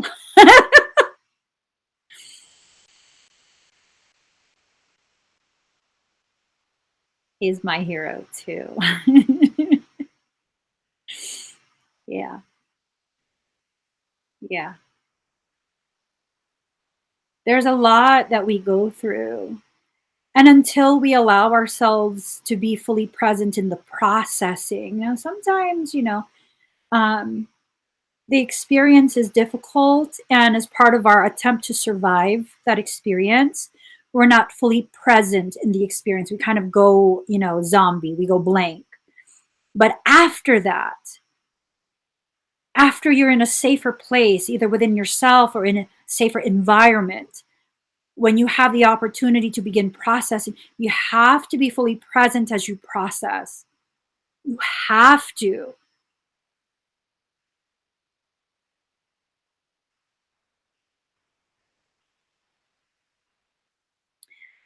Oh.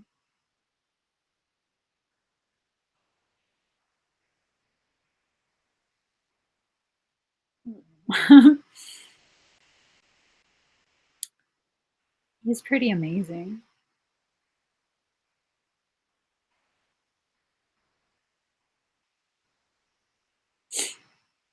I think one of the most powerful things about Frey, he doesn't try to teach you anything. He just accepts you as you are, never asks you to change, tolerates quite a bit, and holds that space for you to learn in the way that he knows you're capable of learning.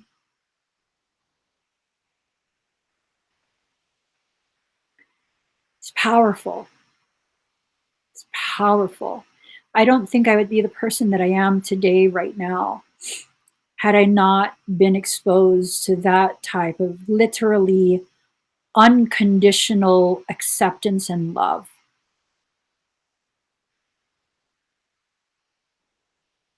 Yeah. It taught me how to finally regard myself, how to see myself, how to process life. It taught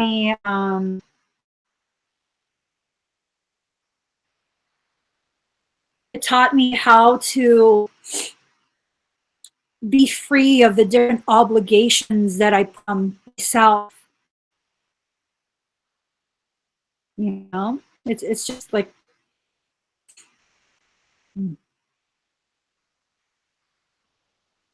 it really taught me a lot. And yeah, he doesn't ask for anything in return. It's just, that's how he is. That's just how he is. But don't get me wrong, he's not a pushover. Let's keep it very real here.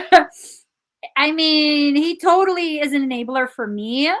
And if I have tremendous love for you, he'll extend that to you. But if it doesn't come through me, I mean, he's a dick. Like, you're not gonna tell him shit. He's not gonna do shit. He gonna cuss you out. He's balanced. He's amazing. He's a real person.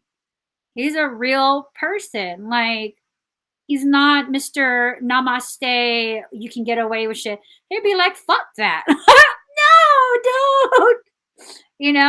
And that's what I love. That's what I love. He's only that way with the people that he actually cherishes. If he cherishes you, you can't do any wrong. He'll never see anything you do as wrong. It'll be like, well, that's just, you can't do it like that then. Yes, he's my husband.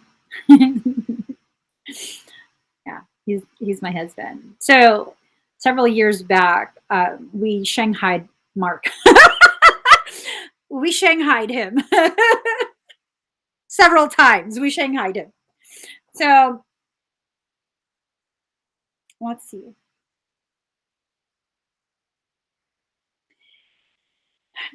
Okay. This card also means that benefits will suddenly be placed in your path. Since fortune is fate, it will very well seem as if you've just stumbled onto them. Um, Fortune is fate.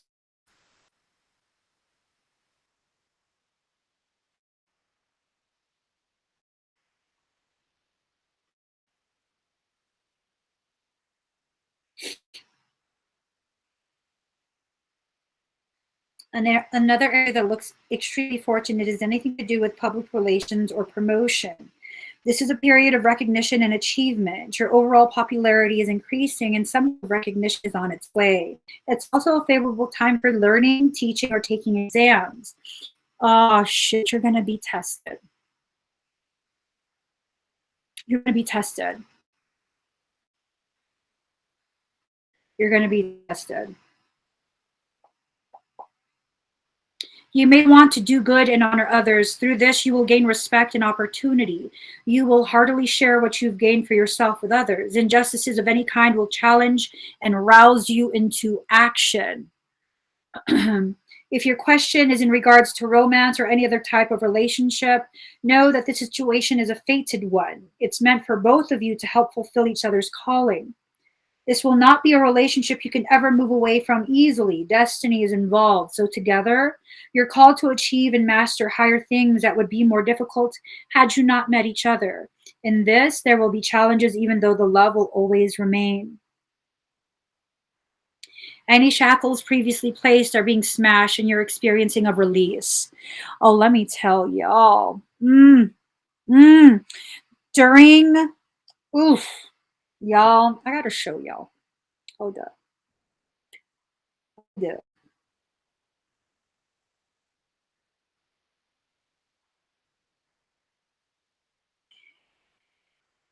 So,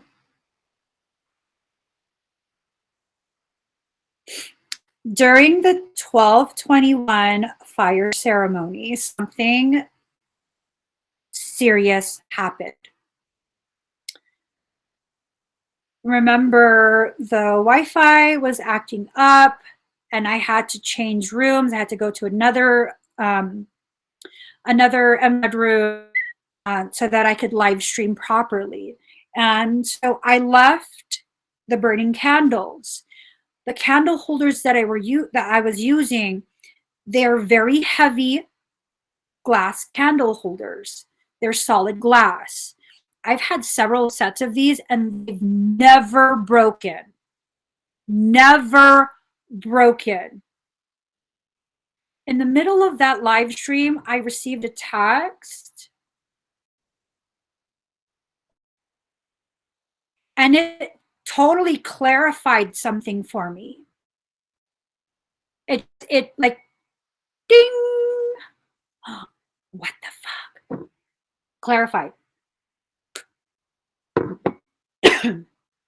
The next day, because I left the candles burning, right?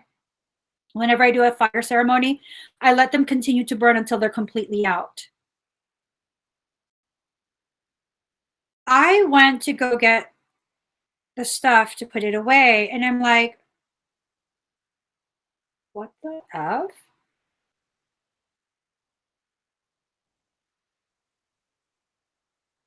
Two of them broke.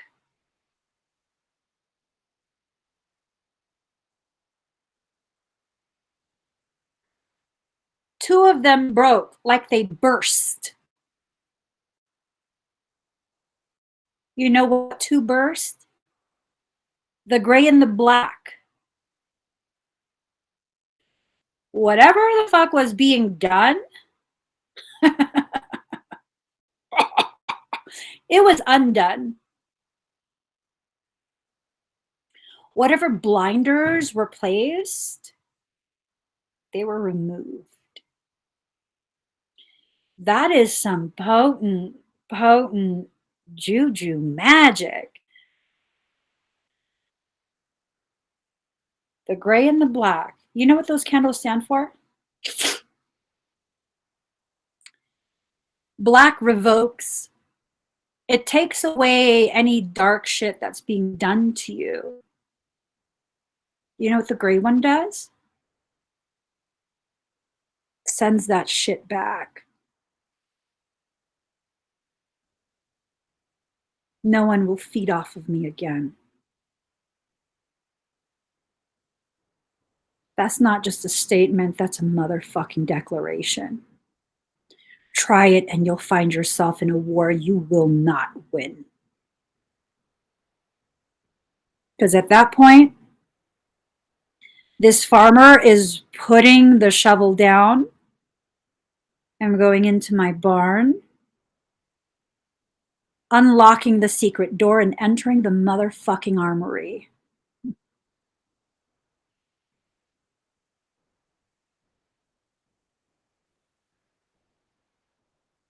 There's a time and a place to harness that rage. There is a time and a place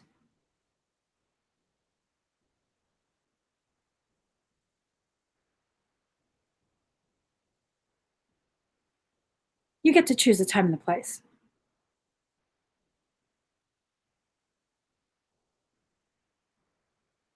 You get to choose the time and the place. You don't tell me when to go to war and where that war is. You don't dictate to me who my adversary is. I dictate all of that.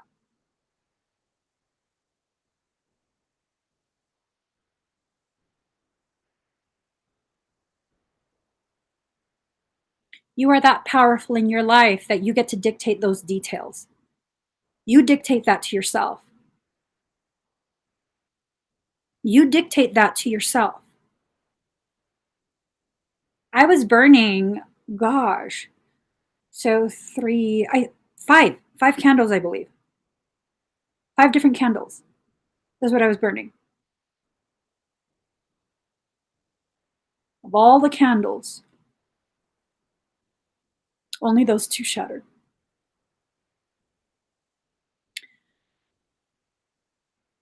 Those 2, they weren't even beside each other. How come those are the 2 that shattered?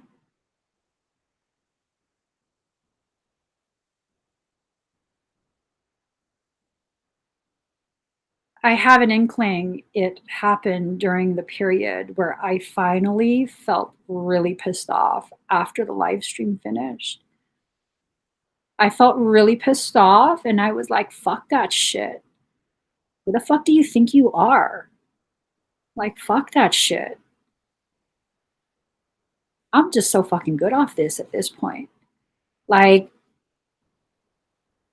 there were things that I was thinking and feeling, and I couldn't quite understand why.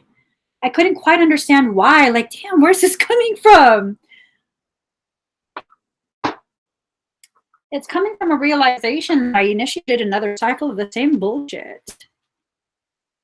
The same bullshit that I had removed so many times over.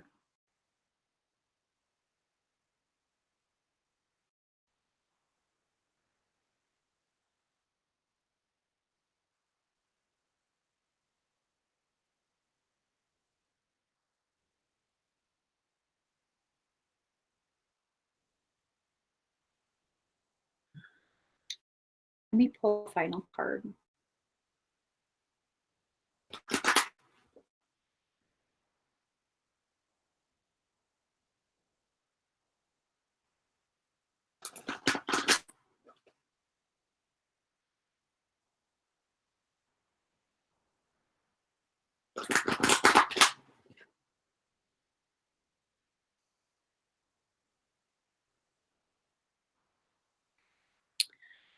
I've had some serious stuff happen with candles.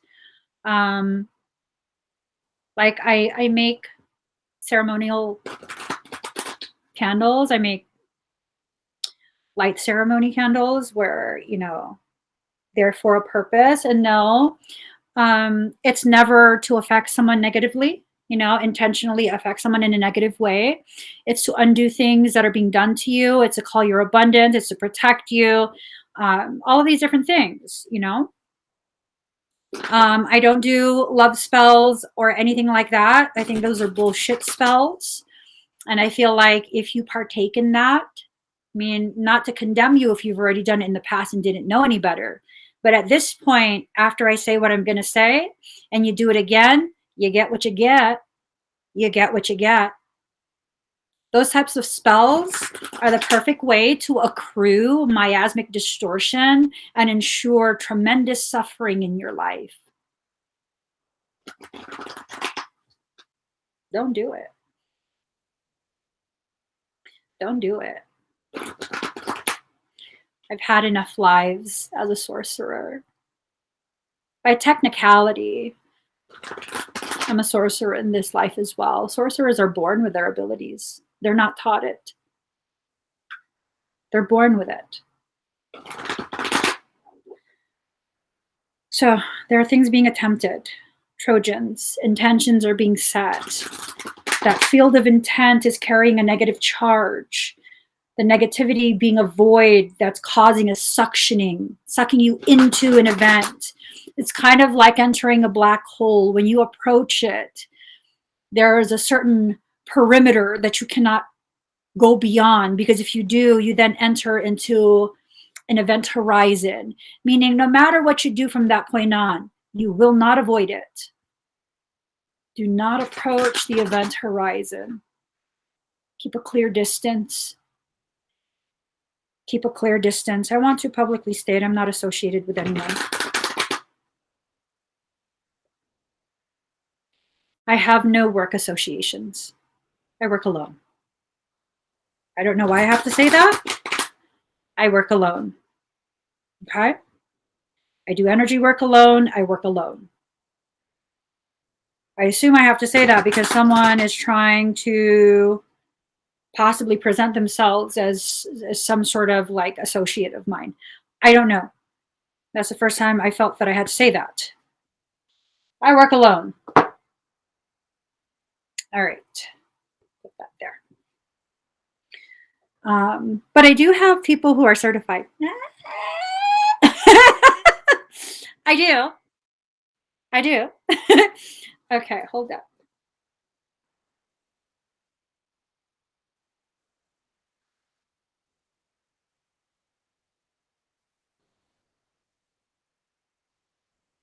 Here goes.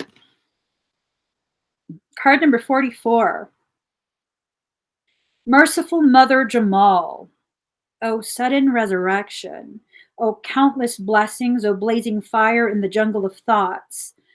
Today you arrive with laughter to break open the jail. You blazing angel capable of so much, you evoke the testing hand of life. Why not when you cannot fail? Yet in your sweet surrender, how can the great beloved not respond in kind and offer you comfort, mercy? For not all successes must be hard won. Can you imagine this? The sweet face of the all-powerful, it shines upon you as a love emanating from the Holy Mother's eyes, the golden radiance of her body and the gentleness of her touch. This is your birthright now, your divine inheritance, the mercy of the all-merciful. Let it soften the hard edges of your life and your being and bring to you the grace that is deserved. You deserve a specific level of grace. First, grace for self before grace for others. The oracle brings you a message. There's a shift taking place now, a matter of great importance to you. From Jalal to Jamal, from justice to mercy. This is your path, your destiny, and your blessing, now opening up before you. It may be a particular matter, however, it likely includes your entire life orientation. So the shift that's taking place from justice to mercy, sometimes instead of creating more trauma to solve the trauma, you have to have mercy with yourself. You have to. You have to have mercy within yourself, for yourself. You're being granted refuge, respite, and shelter from the storms of struggle and doubt, and being given a divine sanctuary of safe harbor. You shall find that the unraveling of the struggle and pain now happens through tenderness, a gentler approach. You're also being asked to take stock of your own thoughts and attitudes. Having to be tough and play hardball in the past has served its purpose. Yet this oracle comes to you with guidance to become softer in your way and your attitude, softer towards yourself. When you recognize you've made a mistake, don't keep going. Don't see it through. You don't have to see anything through. You're not obligated to see anything all the way through. This concept of, well, I already started, I just got to see it through, you know? No, I don't know. I don't know. Can you gently but firmly place to one side the judge within, the one who keeps score and demands retribution? An eye for an eye, the exponent of absolute justice. Can you invite instead the one who gentles the aggressive lord within and allows him to bow before the great lady who loves, is wise, and who steadies the workings of the world with the softest of touches? Don't fear that if you suddenly give yourself a break, all your discipline, hardness, toughness, and suffering will go to waste. No, all things provide learning and serve divine purpose. This is exactly what I was talking about before, where when your life has taught you to be hard, to be this cold, unfeeling thing, to be efficient in your war tactics because you have to defend yourself, that's not a waste, but set it aside. Set it aside for a time when it's actually necessary. Now there's no reason to continue in that way. It's time to learn another way. You're strong enough now to become gentle. If there is a foe or fight in your life, ask for the Mother of Mercy to bless it into resolution. If you have also drawn the hand of Fatima, you are being told that this resolution is already on its way. You're being told now that you can stand your ground and remain in your strength without having to become aggressive or hard. Now, let's not confuse speaking clearly with passion. Confuse that with being aggressive. People who are not willing to hear the truth come out of your mouth will accuse you of so many different things. They'll gaslight you into believing you're the issue and you're just villainizing them. No, you're the villain. This is how I feel every single time if I express something and you've told me I need to express something and you've told me, and then I finally express something. And when I express it, you then, oh, I can't believe you're trying to make me. No, you're the villain, bro. You're the villain. No, you're the villain. Yeah, no, it's you. It's you. You're the problem. No, you're not going to do that here with me. You're not going to do that thing that you always do with other people with me. You're just not.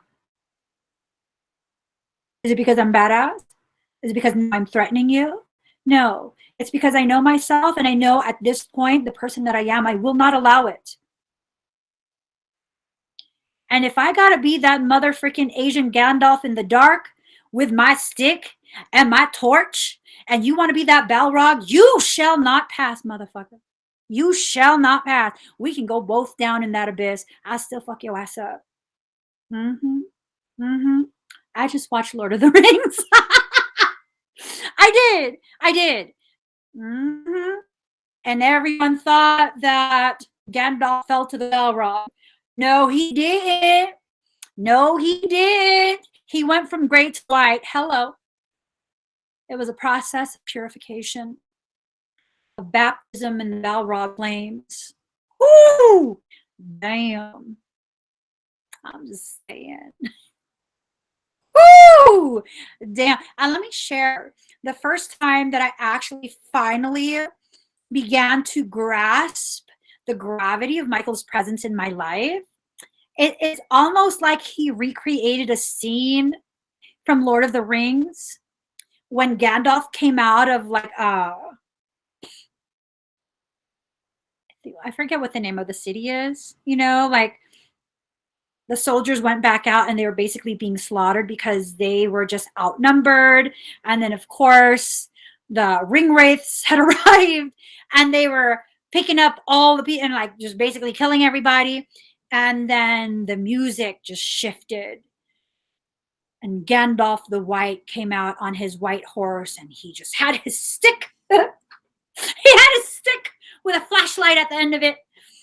And he just blinded everything with his light. Michael did that through a completely blacked out countryside in Mexico, in the middle of the night. Beautiful. It was beautiful. And he pulled me partially astral, and I could see from a bird's eye view everything that was too afraid to cross into his light. It was beautiful. That was the first time ever that I was like, oh, so maybe you're not a demon.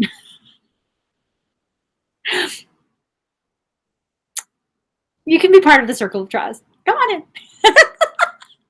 Come on in. It's okay. Sit down. I put a seat beside me. Yeah, come on. Sit beside me. Yeah. It had taken him over 30 years at that point to gain my trust.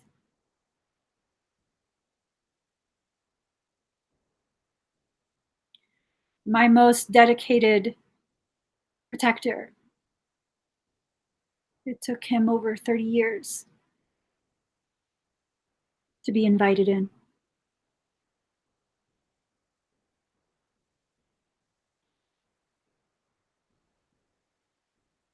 It was worth the wait. It was worth the wait.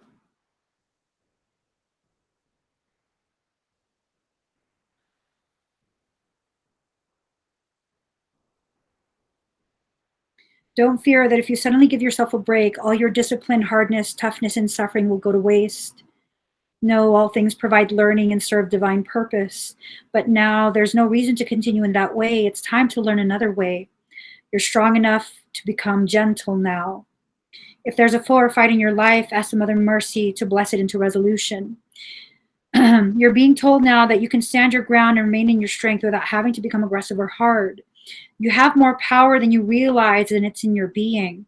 It's not in your ability to control others or manipulate situations. Let me read that again. It is not in your ability to control others or manipulate situations. And that's the only thing you're ever afraid of. That's the thing you're probably never going to do.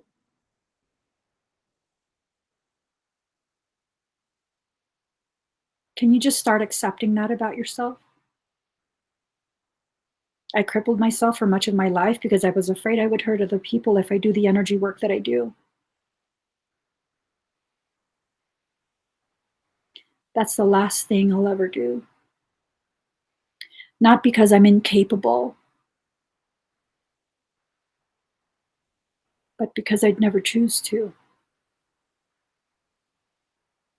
Because every event of my life that's been triggered, that's been used to amplify this fear, this unfounded fear that I might accidentally hurt someone else.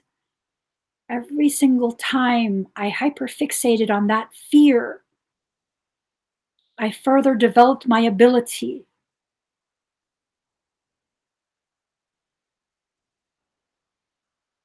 I further developed that ability. It was the very fear that served as the fuel.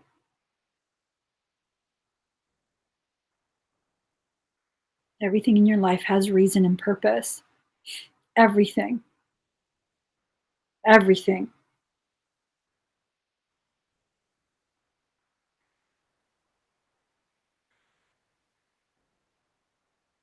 You're also being given the message that your prayers are powerful.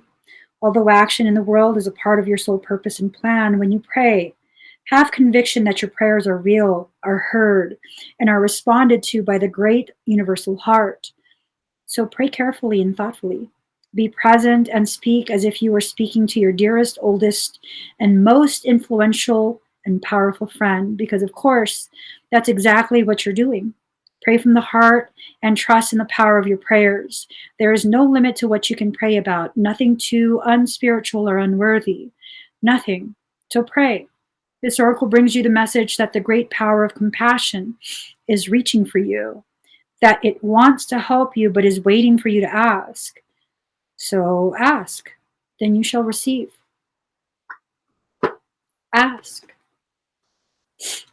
Just ask.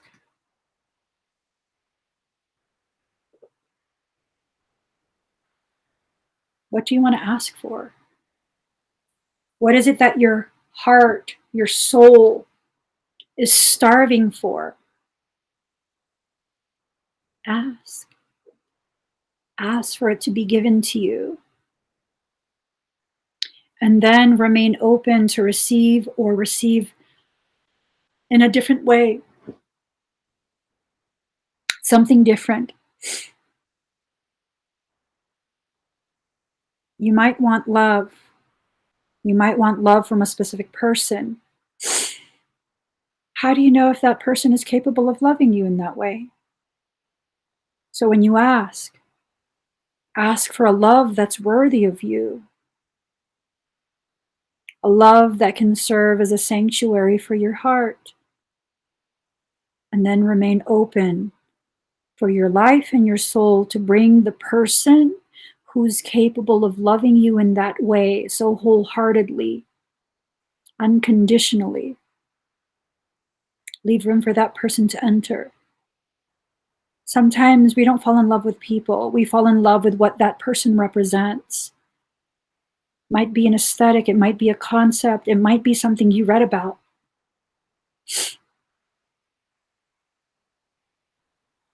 As long as you understand, you're not in love with a person. You're in love with the concept of what that person stands for.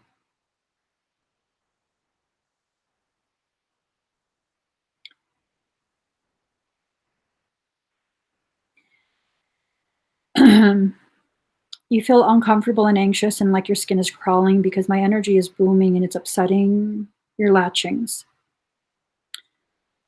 You can either get an extraction or you might want to get off of the live stream because my energy is surging more. It's going to upset them more.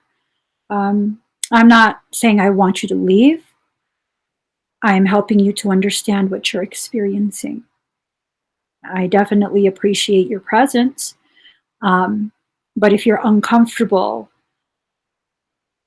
the only thing I can suggest is to kind of click off the live stream for now, simply because I cannot and I'm not willing to put another cap over my candle.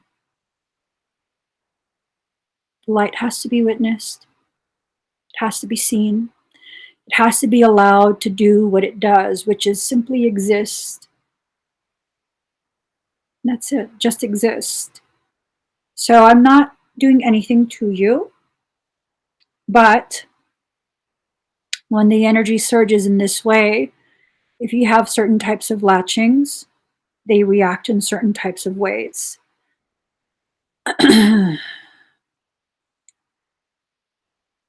Here comes, a surge is about to hit.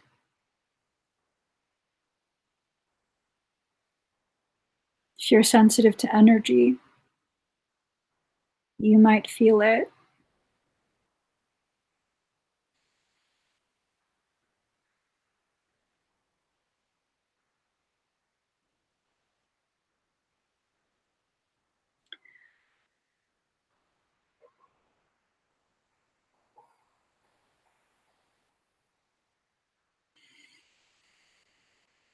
It's coming in.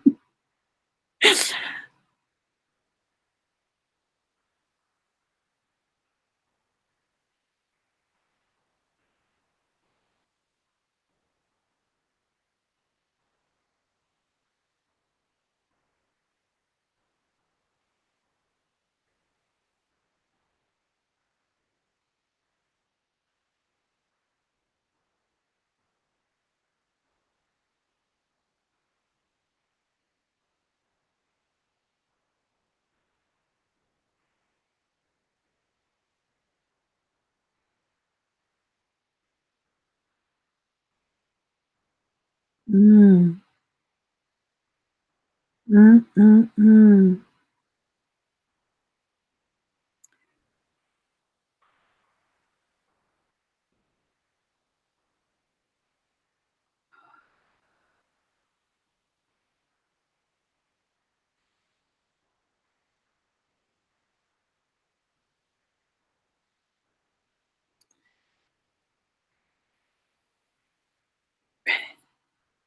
I'm not doing anything. I'm just sitting here.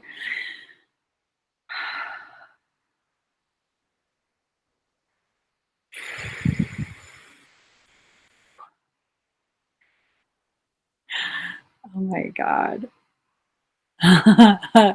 Okay, I gotta go.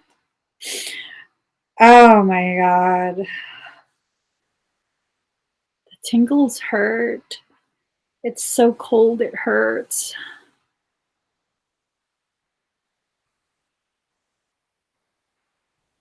Like, do you guys feel cold?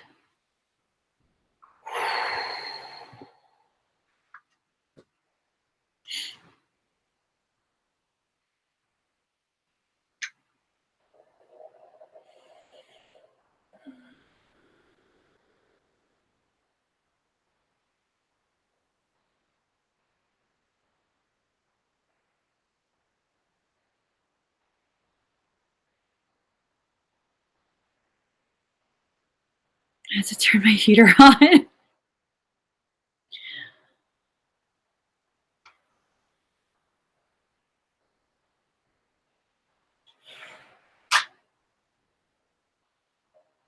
It's really cold.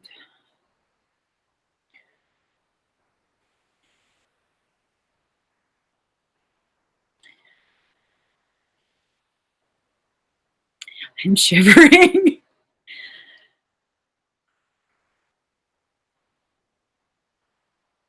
And here comes the heat.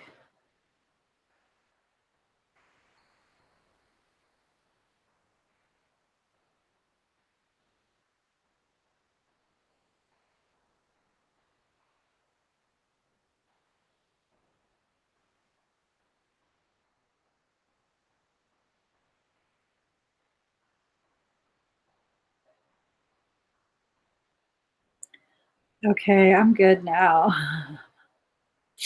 I'm hot and cold. I'm like living Bengay. I'm living Bengay. All right, I better go. He has something he wants to announce.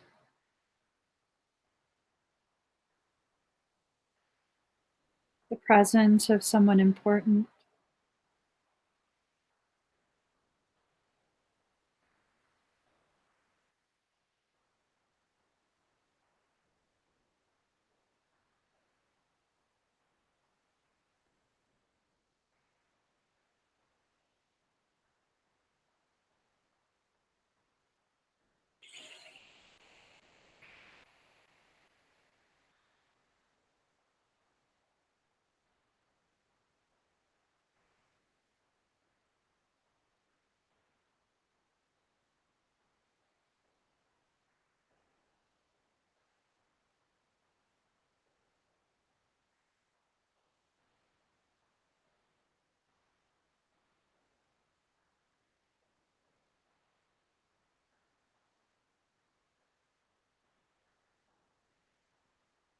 Wow.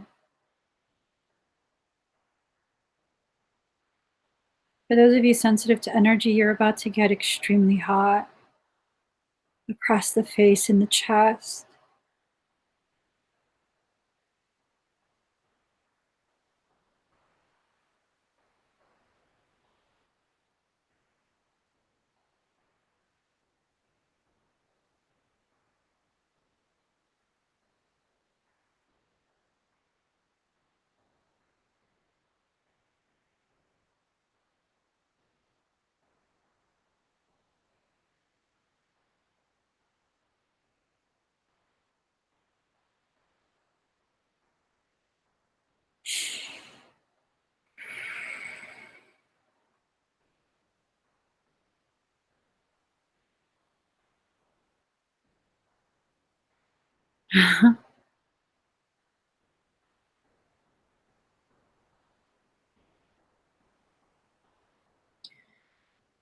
Sometimes, when the phoenix must awaken, her robe of dignity becomes burned in her flames.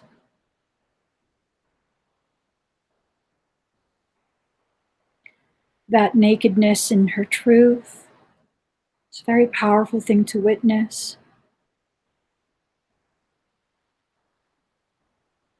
Sometimes, when she's been naked in her truth for too long,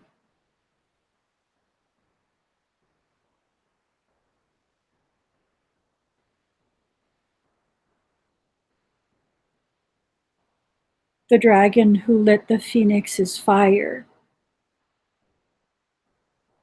will create a robe of flames to match the grace of her own.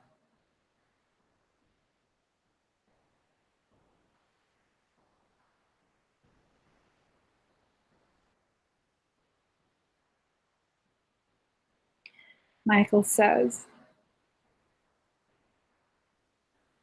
for a royal is not royal until the gowns match the lineage's purpose.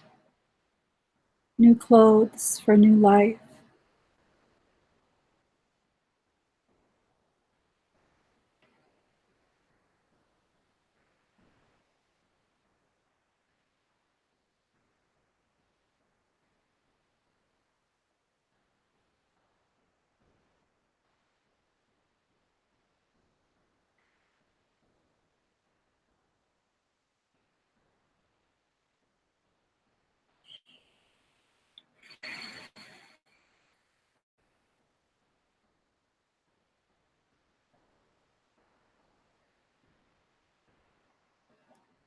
I gotta go.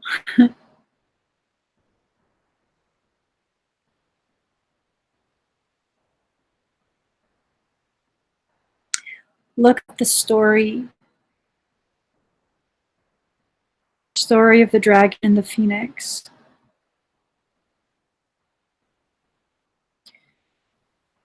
Maybe then you'll understand the way love moves all things. Look up their story. There might be a component that you're missing. What some would see as a dragon having lost control and setting an innocent bird on fire.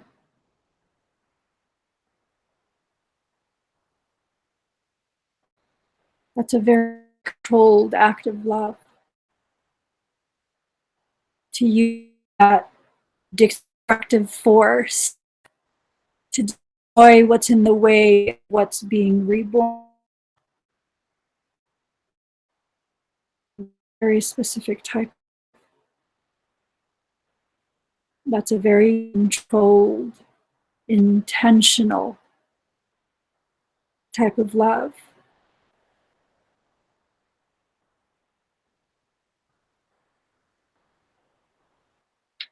Be intentional in the way you love. Be controlled with that intent. Don't control others. Control your urges. Understand where they're rooted, what type of soil they come from. For if the soil is not healthy, nothing that grows from that soil can be healthy either.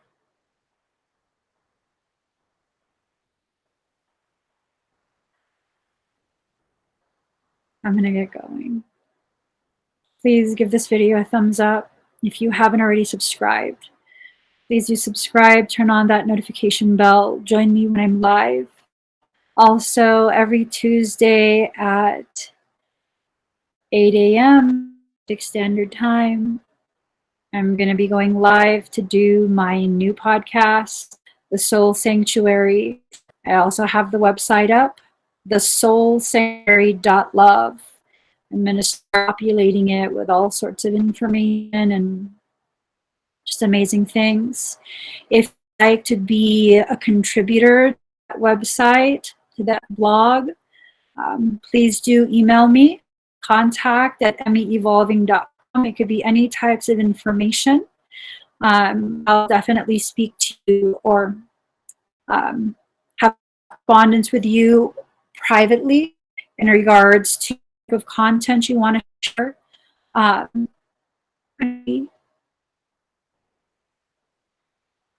ready. If I'm going to have to burn as part of my purpose, I'm burn as brightly as I can so you can all find your way back home to yourself. It's only dark because of it to be. Because we allow ourselves to be too afraid to allow our light to truly be seen.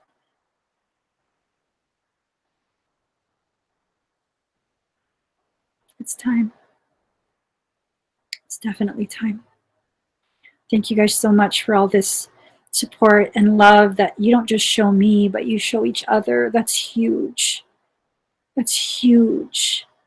To enter into a space that's so sacred that we tolerate nothing that is short of loving and respecting each other. That's huge. You're joining at the ground level. From here, the only acceptable thing is to rise together. From here, the only plan is to create the foundation from which we will rise. And that's a beautiful thing. Very, very beautiful. All right, guys, I gotta get going.